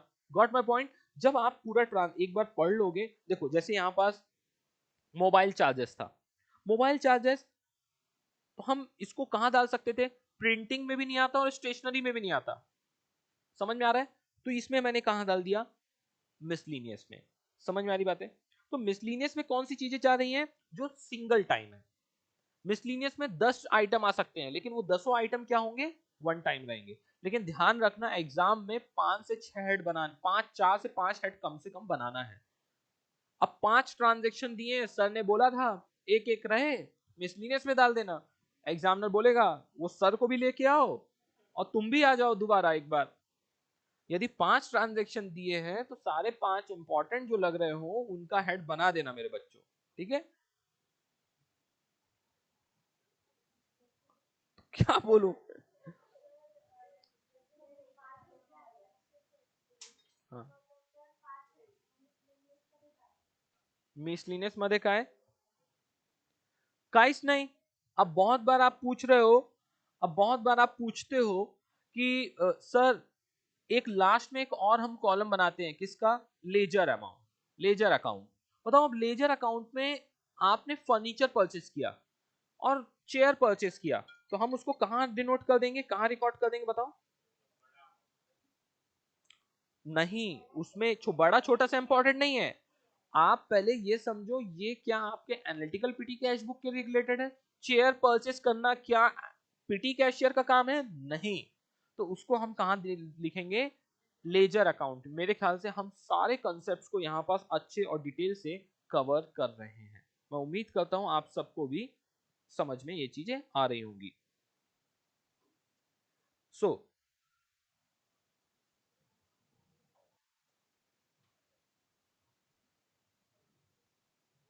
आओ आओ, फास्ट से आओ, आगे चलते हैं। सो समझ में आ रहा है क्या बातें? और एक चीज और मैंने आपको बताई थी, ध्यान आ रहा हो, हम सिर्फ और सिर्फ कैश के सामने कैश अकाउंट लिखते हैं, टू कैश अकाउंट, और बाकी किसी के सामने भी अकाउंट नहीं लिखते। बताओ क्यों? क्योंकि हम इनमें से किसी का भी अकाउंट बनाने वाले नहीं है। ये कोई भी अकाउंट नहीं है। बाय लिख दिया, बहुत है उनके लिए, इज्जत देने के लिए इतना। हाँ, अब कुछ जर्नल एंट्रीज देख लो। एक बार देख रहे हो, एग्जाम में सडनली आपके साथ धोखा ना हो जाए। जब भी पैसा आपको मिलेगा, पीटी कैशियर को, मेरे को मिलेगा, मेरे को, तो क्या लिखूंगा? मेरे को मिलेगा तो petty cash account debit to cash. Head cashier क्या एंट्री करेगा अपने बुक्स में कि मेरे यहां से कैश गई है, और गई किसके पास आई है? पीटी कैशियर के पास, तो petty cash account debit to cash. अरे, debit what comes in, credit what goes out, इसी के कंसेप्ट से आप याद रखो। उसके बाद जितने भी मैंने टॉप हेड्स बनाए हैं, कौन से हेड्स? ये वाले जो हेड है ना, कोरियर, टेलीफोन, ट्रेवलिंग, प्रिंटिंग, इसका जो टोटल अमाउंट है, इसकी एक एक जर्नल एंट्री बस हम करते हैं। क्या बात कर रहे हो? हाँ। सो देखो, उन सब का पोस्ट एक का बस याद रख लो। देखो बताओ, पोस्टेज एंड कोरियज का कितना है? 750, और टेलीफोन का 270। ओके, यहाँ देखो, 750, 270। सो हम क्या करेंगे? कोरियर, पोस्टेज, टेलीफोन, हमें एक एंट्री, हम इन एक्सपेंसेस का पेमेंट करते तो क्या एंट्री करते बताओ? Courier account debit to cash. लेकिन यहां पास हेड कैशियर नहीं पेमेंट कर रहा है, कौन कर रहा है? Petty cashier. तो हम क्या लिखेंगे यहां पास? Postage, courier and postage account debit to petty cash. है सब सेम, लेकिन बस हमको क्या लगा देना है? पीटी। प्रीति नहीं बोला है और कुछ भी नहीं बोला है। मैंने बोला है courier, telephone, travelling, printing, miscellaneous to petty cash. समझ में आ रहा है क्या? 6000 ऐसा हो जाएगा। जब ये पैसे पीटी कैशियर के पास आए थे तो उसको डेबिट किया, और जब गए हैं तो उसको क्या कर रहे हैं? क्रेडिट कर रहे हैं। अब इसके बाद ये दोनों एंट्री कर लोगे बच्चों? हाँ, अब बताओ, जून जुलाई में इम्प्रेस सिस्टम रहता, ये आपने एक्सपेंड कर दिया तो क्या एंट्री करते? जून 1 जुलाई को एंट्री फिर से होती है, entry petty cash account debit to cash होती। कितने की होती? कौन कौन बताएगा मेरे को, कौन कौन बताएगा? 1450 की एंट्री होती, 1450। किसको किसको ये बात समझ में आ रही है? इम्प्रेस सिस्टम फॉलो कर दे, 6550 स्पेंड हो गया आउट ऑफ 8000, फिर से कितना होना चाहिए हमारे पास? फर्स्ट जुलाई को कितना होना चाहिए हमारे पास? ये मैं लिख देता हूं, एज पर इम्प्रेस्ड सिस्टम होता तो ये जनरल एंट्री भी पास करते। बात समझ में आ रही है क्या? तो 1450 आपके पास क्या है? बैलेंस। सच सच बताओ। नहीं बच्चों, 1450 से नहीं होगी। अप अप सबने गलत करवाया, 6550 से होगी। मैंने यहां से अमाउंट नहीं उठाया, 8000 में 6550 स्पेंड कर दिया तो कितना आ गया? 1450 क्या है आपके पास? बैलेंस है। कितना बैलेंस है? 1450। मम्मा ने क्या बोला था, आपके पास कितना होना चाहिए? 8000 होना चाहिए। तो अभी आपके पास कितना है? 1450। कितना पैसा और मॉम देगी आपको? हेड कैशियर आपको कितना देगा? 6550 रुपए और देगा, तो टोटल कितना हो जाएगा इन दोनों को मिला के आपका? 8000। कब? 1 जुलाई को। अब बात समझ में आई क्या? हाँ, 1450 बैलेंस ब्रॉट डाउन की जनरल एंट्री करवा रहे क्या मेरे से? अभी लेजर, अब बताओ कैश का लेजर कौन बना रहा है? पिटी हेड कैशियर बना रहा है। ओके, अभी लेकिन क्या पिटी कैश का अकाउंट अभी तक बनाया क्या कहीं आपने? नहीं। तो क्या आपको कैश अकाउंट बनाना है क्या? नहीं, ये कैश अकाउंट नहीं बनाना। कौन सा बनाना पड़ेगा? पिटी कैश। पिटी कैश के अकाउंट में क्या लिखोगे? पिटी कैश के अकाउंट में पहले जर्नल एंट्री का इंपैक्ट दोगे क्या? To cash. क्या लिखोगे? To cash. अरे जर्नल एंट्री करो ना, क्या एंट्री हो रही है बताओ? Petty cash account debit to cash. अरे यार तुम लोग ऐसे क्यों कर रहे हो? यहां क्या लिखा है? पिटी कैश, पिटी कैश, बचा क्या? To cash. टू कैश कहां आता है? आपके डेबिट साइड में। ठीक है। दूसरा, 6550 का ऑलरेडी आपने क्या बना लिया है? सब्सिडरी बुक्स बनाया और आपने स्पेंड कर दिया है। और वो फंड्स कितने स्पेंड हो गए हैं उसका टोटल अमाउंट, बस जिसको परचेस बुक याद है तो उसका टोटल अमाउंट बस क्या लिखेंगे? Bye sundries as per petty cash book account 6550, and last में बैलेंस कैरिड डाउन आएगा। ध्यान आ रहा है? देखो इसके एग्जाम में पूछने के चांसेस बहुत कम है, सिर्फ क्या पूछेगा? एनालिटिकल पिटी कैश बुक। लेकिन मेरा काम है रिवीजन में हर एक कंसेप्ट यहाँ पास आपका कवर हो जाए। सो समझ में आ रहा है क्या? जब आप पिटी कैश का लेजर बनाओगे तब वहां पास आपका क्या आएगा? Bye sundries as per petty cash. ये लॉजिक समझ में आ रहा है क्या? पिटी कैश में जब पैसे आते हैं तो यहाँ साइड से डेबिट होते हैं, जब जाते हैं तो यहाँ साइड से लेस होते हैं। क्या 6550 पैसे आए हैं आपके पास? नहीं। क्या हुए हैं? पेमेंट किया है, तो इसलिए हम कहाँ आ रहे हैं? आपके क्रेडिट साइड में आ रहा है। चलो नेक्स्ट। क्या आपने courier, posted, telephone, printing and miscellaneous का लेजर बनाया? नहीं। तो उन सब का भी लेजर आपका बनेगा। और हर जगह क्या आएगा? तो पोस्टेज में क्या आएगा? By courier, courier courier courier courier लिखा है, बचा क्या? To petty cash. तो हर जगह क्या आएगा? To petty cash, to petty cash, to petty cash, to petty cash. आ रही बात समझ में? इस तरह लेजर भी बन जाएंगे। कुछ कुछ दिखा रहा हूं, देखी देखी हुई बातें बहुत दिनों तक याद रहती है, लेकिन परमानेंटली नहीं होती जब तक आप उसको लिखते नहीं है। तो मेरी आपके साथ दुआएं हैं कि आप लिखेंगे। सो देखो कितना गंदा टाइप का paid lunch bill to salesman, ये कहाँ आएगा? रिफ्रेशमेंट में भी आ सकता है। पहले मैंने रिफ्रेशमेंट में लिखा, लेकिन मैंने देखा उसके बाद ऐसा रिफ्रेशमेंट और कहीं नहीं है, तो मैंने उसको किस में कन्वर्ट कर दिया? Miscellaneous. Washing charges paid to, क्या वॉश करवा दिया, लेकिन इसलिए मैंने कहा लिखवा दिया? मिसलिनियस। समझ में आ रहा है? अपनी भावना अपने पास रख बेटा। Give gift to clerk Omkar, Omkar को रोज गिफ्ट देते हैं क्या हम? या कि हम क्लर्क को रोज गिफ्ट देते हैं? नहीं। तो इसलिए उसको भी कहां रखा हमने? मिसलिनियस में। समझ में आ रही क्या चीजें मिसलिनियस में डाल रहे हैं? और मैं उम्मीद करता हूं ये इंप्रेस सिस्टम के अकॉर्डिंगली एक क्वेश्चन है, तो अपन उसको अकॉर्डिंगली तो एज पर देखो, ये भी देखो शाणा, इंप्रेस सिस्टम लिख दिया बस। कितना अमाउंट मेंटेन करती आई ने, कितना अमाउंट बोला है मेंटेन करने को पॉकेट में, ये लिखा ही नहीं है। लेकिन आपको समझना चाहिए टू बैलेंस ब्रॉट डाउन कितना था 335, हेड कैशियर से कितना आया 2165। तो बताओ अब एज पर द मॉम कितना यहां पास इम्प्रेस सिस्टम से, तो इन दोनों का टोटल किया तो 2500 एज पर इम्प्रेस सिस्टम से आपको रखना चाहिए। इसीलिए तो अब वही है, पीटी कैशियर ने बोला सर 2500 दे देते, बोलता है इसीलिए तू पीटी कैशियर है, मैं पीटी कैशियर हूँ। हाँ, किसी को बुरा ना लग जाए। तो 2165 क्या हो जाएगा आपका, उसने दिया, बोला ये ले और जा, कुछ क्वेश्चन मत पूछ। तो 335 और 2165 कितना हो गया 2500। यही बैलेंस आपको कब मेंटेन करना पड़ेगा, 1 अगस्त को। ये 1 अगस्त कहां से आया सर, जुलाई के बाद क्या आएगा, अगस्त। तो अभी देखो स्क्रीन में भी 1 अगस्त को उसने कितना मेंटेन किया है, कितना लाया है 289 बैलेंस था, 2500 माइनस 289 कितना आएगा 2311। तो वही पैसा टू कैश करके लाया है, किससे, फिर से हेड कैशियर से। समझ में आ रही बात है।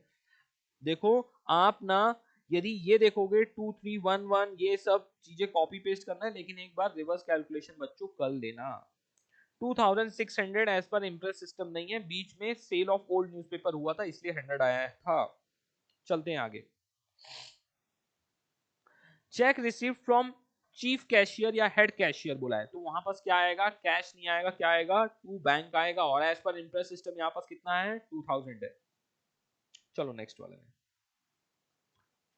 नहीं है वैसा क्वेश्चन, क्वेश्चन शायद तक वो अनसॉल्व में होगा, देखेंगे। अब आते हैं हमारे, समझ में आया क्या एनालिटिकल पिटी कैश बुक कैसे बनने वाली है। अब परचेज बुक, परचेज बुक में देखो, अब फिर से मैं कुछ चीजें बता रहा हूं आपको, ध्यान से सुनना, क्या सुनना, ध्यान से। जब परचेज बुक बनता है तो वहां पास नेम ऑफ सप्लायर रहता है, परचेज हम किससे करते हैं, सप्लायर से, और सेल किसको करते हैं हम, कस्टमर को। नाम याद रखना। हेडिंग में क्या आएगा, नेम ऑफ सप्लायर, पर्टिकुलर्स लिखोगे बुरा नहीं है, लेकिन मैं नहीं चाहूंगा कि आप फॉर्मेट का इज्जत निकालो। नेम ऑफ सप्लायर लिखना है यहाँ पास। और डेफिनेटली जब परचेस करते हो तो सामने वाली पार्टी आपको इनवॉइस कर भेजती है, तो उसको बोलते हैं, इनवॉइस आपके पास आ रही है तो इसको लिए उसको बोलते हैं इनवर्ड इनवॉइस। जब सेल करोगे तो आप इनवॉइस बनाओगे और आप भेजते हो तो इसलिए उसको बोलते हैं आउटवर्ड इनवॉइस। सब बताया हुआ है बच्चों, ध्यान से रखना।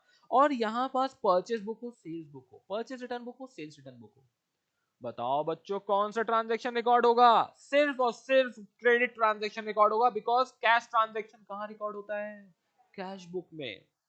ओके, सो अब फॉर्मेट में यहां पास लेजर फोलियो है, इनवर्ड इनवॉइस नंबर है। बहुत बार क्वेश्चन में इनवॉइस नंबर नहीं दिया रहता है तो कुछ लिखने की जरूरत नहीं है, लेकिन जब जब दिया रहेगा तब तब आपको इनवॉइस नंबर लिखना कंपलसरी है, नहीं लिखोगे तो काट देंगे आपके मार्क्स। ओके, आओ आओ आओ। अब क्या होता है, स्टूडेंट पढ़ता है सर परचेज बोला है, अब परचेज मतलब हमारे अकाउंट्स में परचेज ऑफ गुड्स होता है, ना कि फर्नीचर मशीनरी। इनको हम परचेज नहीं बोलते, इनको बोलते हैं परचेज ऑफ मशीनरी बोलते हैं। लेकिन जब जब गुड्स परचेज करते हैं, हम सिर्फ परचेज बोला तो भी हम क्या मानते हैं, उसको गुड्स मानते हैं। क्या ये बात समझ में आ रही, क्या बताना चाह रहा हूं। सो यहां पास बोल रहा है purchase goods from Sakshi for cash, क्या यहाँ रिकॉर्ड होगा, नहीं, बिकॉज ये कैश बुक में रिकॉर्ड होगा। यहां सिर्फ हम सिर्फ क्या रिकॉर्ड करते हैं, credit. Purchase machinery from machinery tools and company on credit, sir आपने बोला था क्रेडिट ट्रांजेक्शन रिकॉर्ड करते हैं, लेकिन साथ में क्या बोला है, सिर्फ परचेज का, ये मशीनरी का परचेज है तो ये यहां रिकॉर्ड नहीं होगा।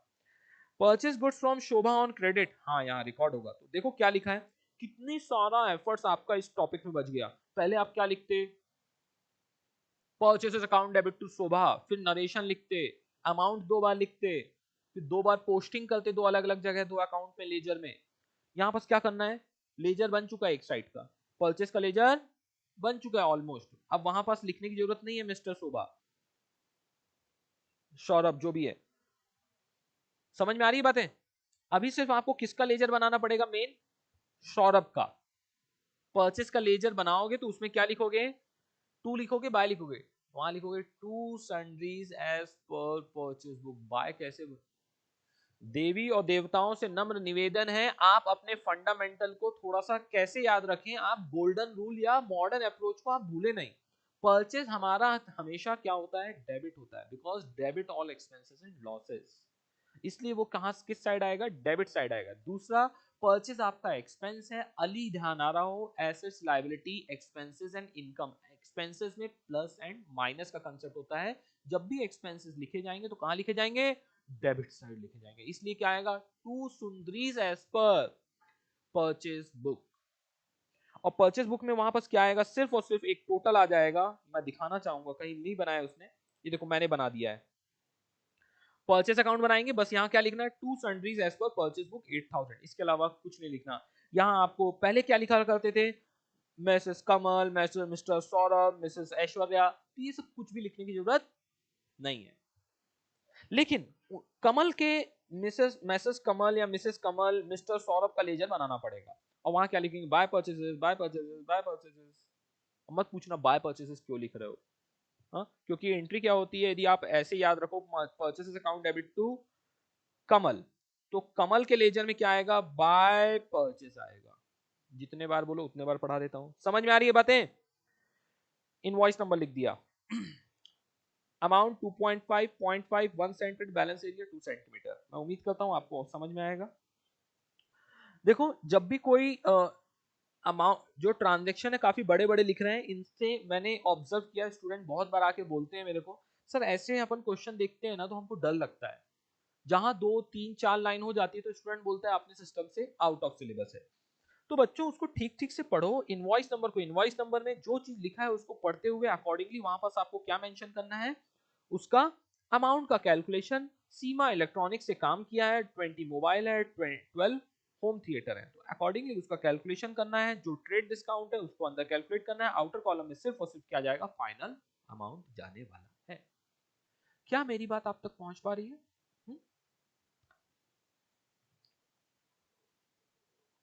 Detail calculation can be shown as working note, मेरा रिकमेंडेशन नहीं है।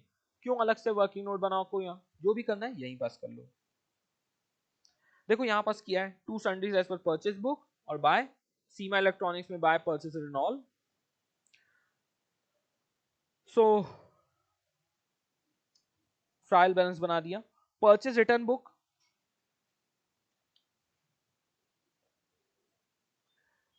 सो मैं उम्मीद करता हूं परचेज रिटर्न बुक में क्या आ जाएगा, by sundries as per purchase return book, इसके अलावा कुछ भी नहीं आएगा। ओनली क्रेडिट परचेसेस को सिर्फ हम करेंगे। जब सेल्स बुक बनाएंगे तो यहाँ नेम ऑफ कस्टमर हो जाएगा, आउटवर्ड इनवाइस क्योंकि हम बना के भेजते हैं, मैंने जस्ट अभी बताया। वहां पास भी सेम सब चीजें फॉलो होंगी जो हमारे परचेज बुक में होंगी, बस सिर्फ सेल्स अकाउंट में क्या आएगा, by sundries as per sales book, because sales का बैलेंस क्या होता है, क्रेडिट होता है, क्रेडिट साइड से रिकॉर्ड करेंगे। डेबिट नोट और क्रेडिट नोट, कुछ और बच गया है क्या, कुछ बोल रहे हो, नहीं बोल रहे हो? चलो अभी बात आती है डेबिट नोट और क्रेडिट नोट की। इसके बारे में मैंने आपको बहुत भर भर के बताया है, हाँ? इसके ऊपर एक शॉर्ट शॉर्ट वीडियो भी बना के मैंने डाली हुई है, लेकिन सर आप ऐसे नाचो, नाच रहे हैं, रिकॉर्डेड लेक्चर थोड़ी ना देखना है। रिकॉर्ड बस करो सर, हर लेक्चर रिकॉर्ड होना चाहिए, रखते हैं सर हम, रख लेना। सो मैंने ये बना के दिया है, लेकिन फिर से एक बार और रिवीजन करवाएंगे, कब? सो फाइनल एग्जाम तो बहुत दूर है, मंजिल बहुत दूर है आपकी। आओ क्रेडिट नोट के बारे में बात करते हैं।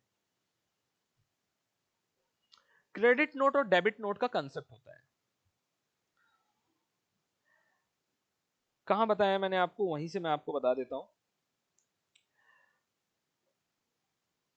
ध्यान रखो कि दो पार्टी रहती है, सो एक जन क्रेडिट नोट देता है तो दूसरा जन क्रेडिट नोट क्या करेगा, रिसीव लेता है। Very good, very good.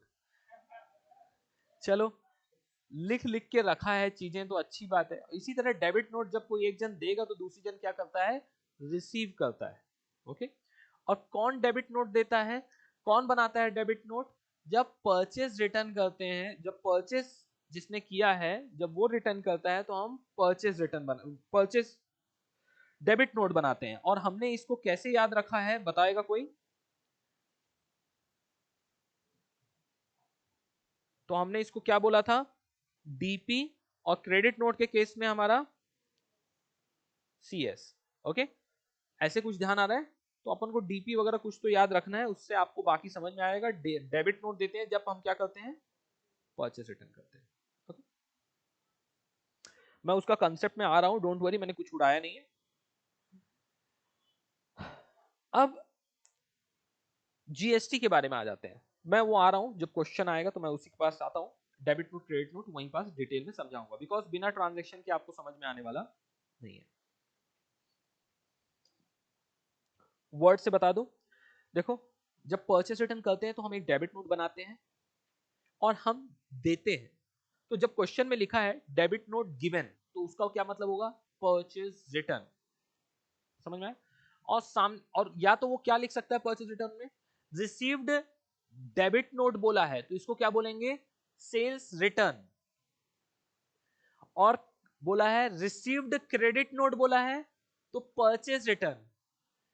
बोला है क्रेडिट नोट गिवन, उसको बोलेंगे सेल्स रिटर्न। अब कुछ लोग बोल रहे हैं सर याद तो आ रहा है कुछ कुछ, लेकिन क्वेश्चन आएगा तो बताऊंगा मैं। अब आते हैं बात जीएसटी में। जीएसटी की बातें बहुत अच्छे से सुनना। देखो, सीजीएसटी एसजीएसटी कब कब लगता है बताओ?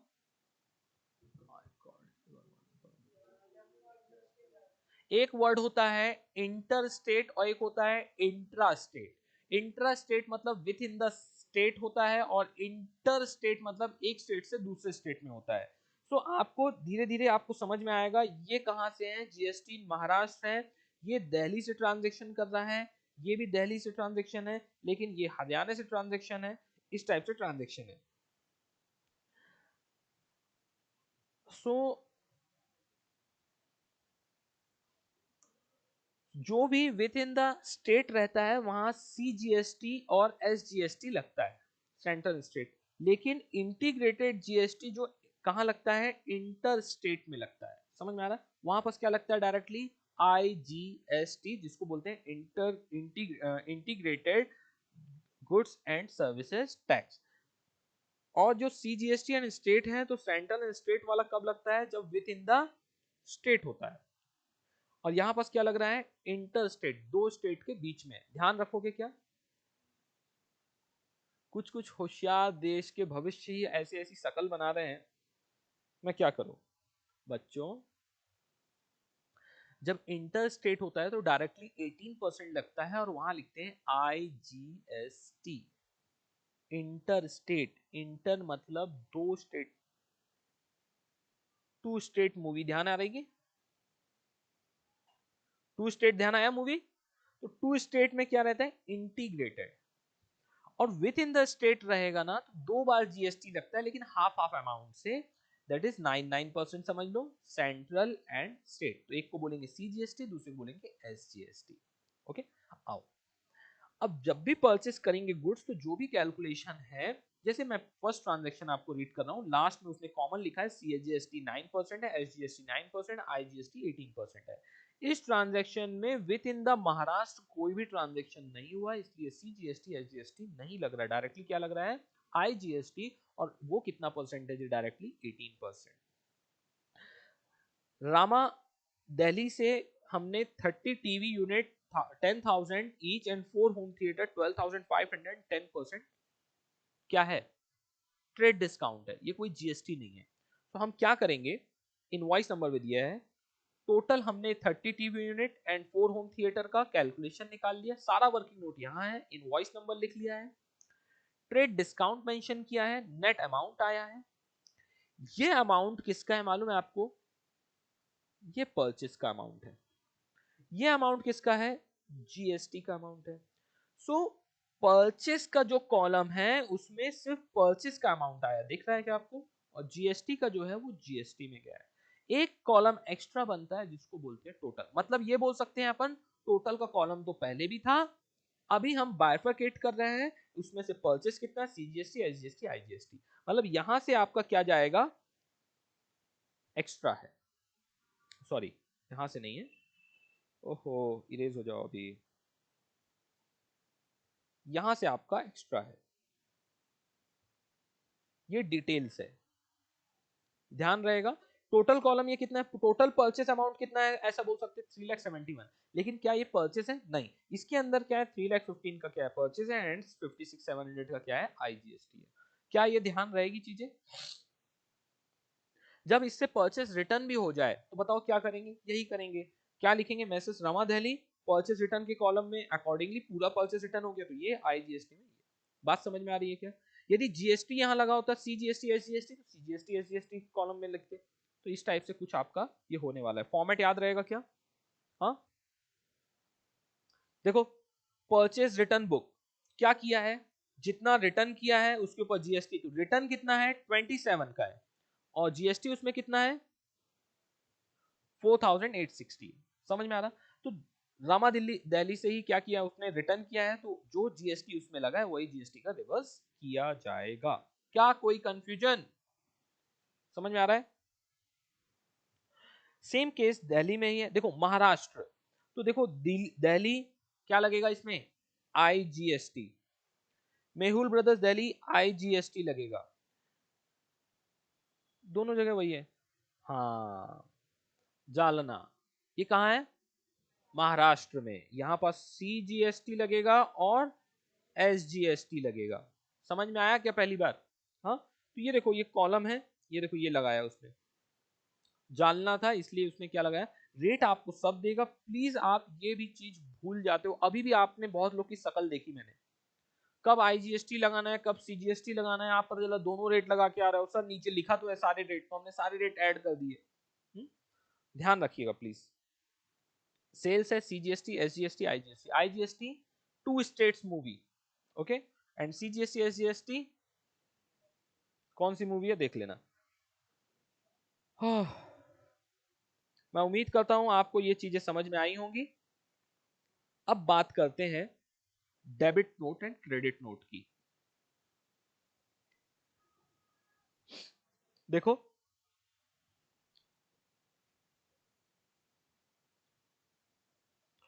बेटा जर्नल प्रॉपर, अभी मैं जर्नल प्रॉपर के बारे में बता देता हूं। जर्नल प्रॉपर में क्या क्या रिकॉर्ड होता है, जहां भी उसको जिस जगह जगह नहीं मिलती है वो सारी एंट्रीज को हम जर्नल प्रॉपर में रिकॉर्ड कर देते हैं।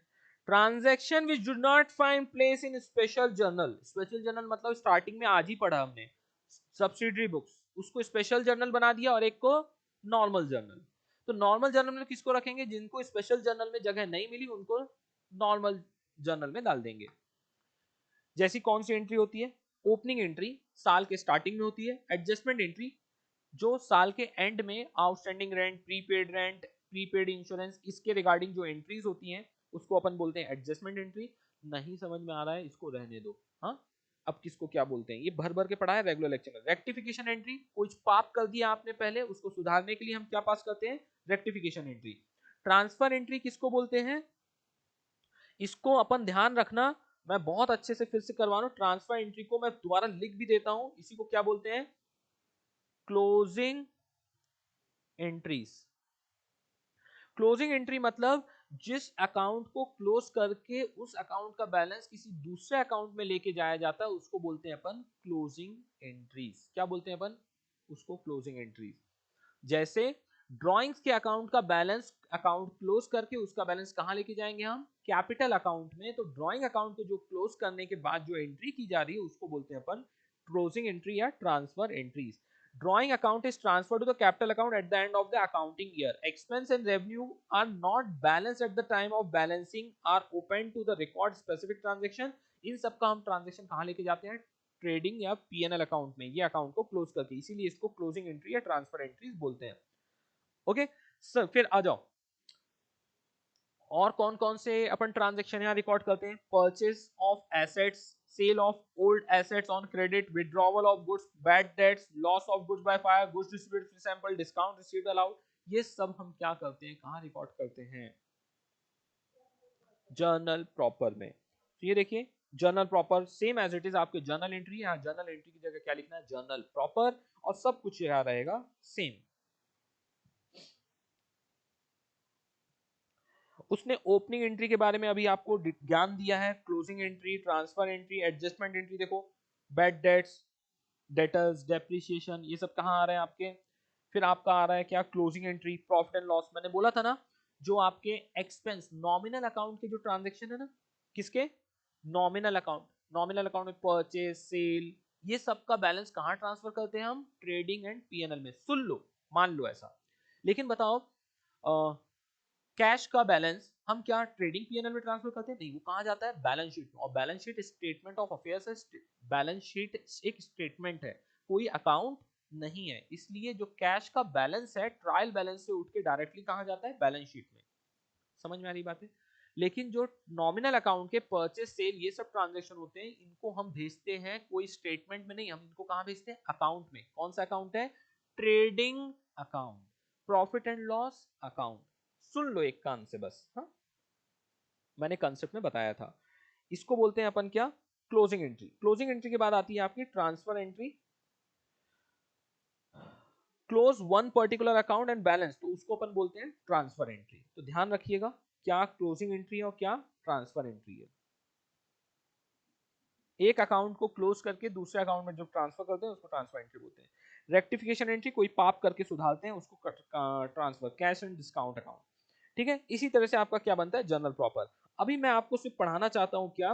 Debit note and credit note का कंसेप्ट। देखो हमने बहुत इज्जत से बनाए थे, ध्यान आ रहा है क्या? हमने पढ़ाई करते वक्त इतने अच्छे से लिखो कि मतलब थोड़ा सा एग्जामिनर आपके कुछ छोटी छोटी मिस्टेक्स को इग्नोर कर जाए। ओके, ये देखो आपने पिटी कैश बुक वगैरह बनाए थे, डू ऑल रिमेंबर?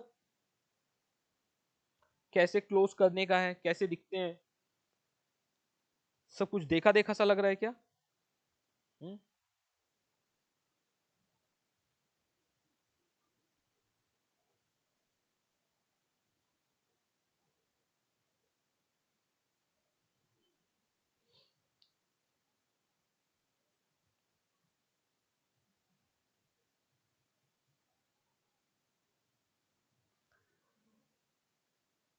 आ जाओ।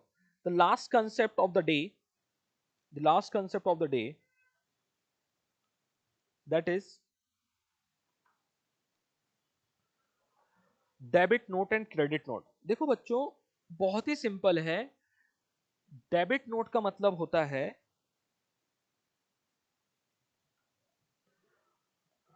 कितने बार पढ़ाया भाई, मान गए। हाँ, क्या?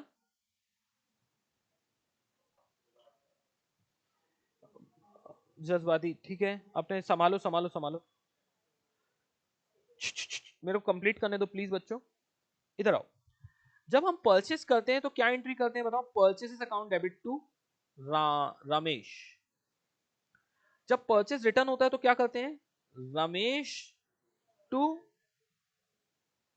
Purchase return.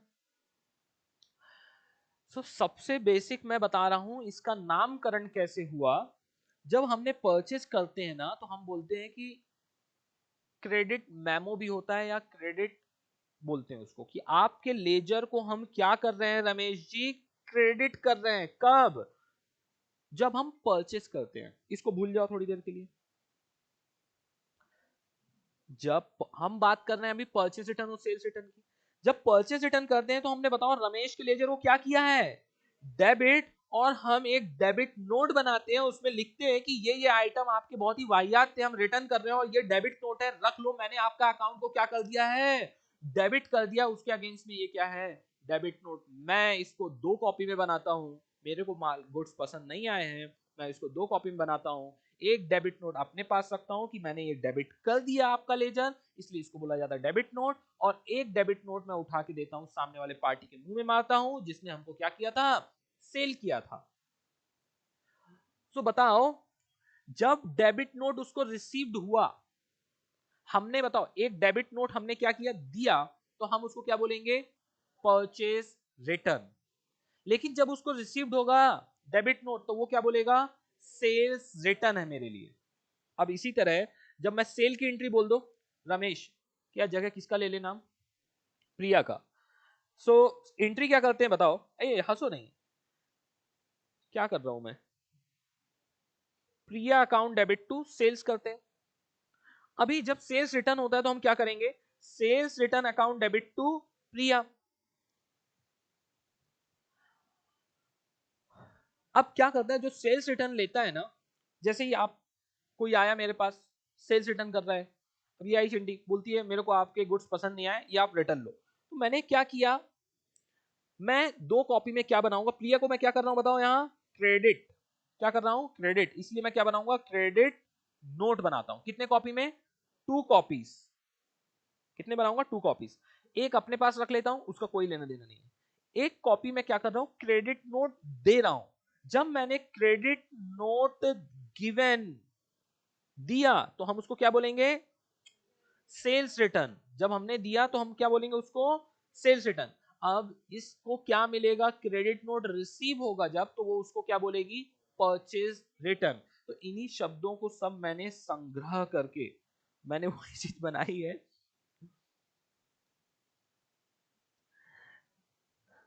तो बच्चों मैंने बताया है, फिर से अभी क्या बोलूं मैं अभी, समझ गया क्या। सो देखो, हाँ, डेबिट नोट, जब हमको डेबिट नोट रिसीव्ड होता है तो हम उसको क्या बोलते हैं, सेल्स रिटर्न। जब हम डेबिट नोट देते हैं तब हम उसका, हमने बनाया डेबिट नोट, हम उसको क्या बोलते हैं, परचेज रिटर्न। जब क्रेडिट नोट हमको क्या होता है, रिसीव्ड होगा, क्रेडिट नोट रिसीव्ड होगा तो हमारे लिए क्या होगा, परचेज रिटर्न। लेकिन जब क्रेडिट नोट हम देते हैं, जो सेलर होगा वो क्रेडिट नोट देगा, तो वो क्या बोलेगा उसको, सेल्स रिटर्न। मैं उम्मीद करता हूं इसके ऊपर स्पेशल ही मैंने लेक्चर बनाया है, अल्ली बल्ली सब पढ़ा के मैंने दे दिया है आपको। और मैं उम्मीद करता हूं कि ये कंसेप्ट, अच्छा सुनो बच्चों, इसमें कम से कम आपने 3 कंसेप्ट पढ़े हैं, 2 column cash book, analytical petty cash book with imprest system specifically, and third है आपका डेबिट नोट क्रेडिट नोट, मतलब purchase book and sales book. इन तीनों कंसेप्ट के ऊपर के जब क्वेश्चन जब आप करोगे तब आपको समझ में आएगा और एक्चुअली ये टॉपिक करते कैसे हैं। बिना उसके मेरा मेहनत वेस्ट है, मेरे को बहुत खेद होता है commerce. So thank you so much, see you all in the next lecture, take care, bye bye.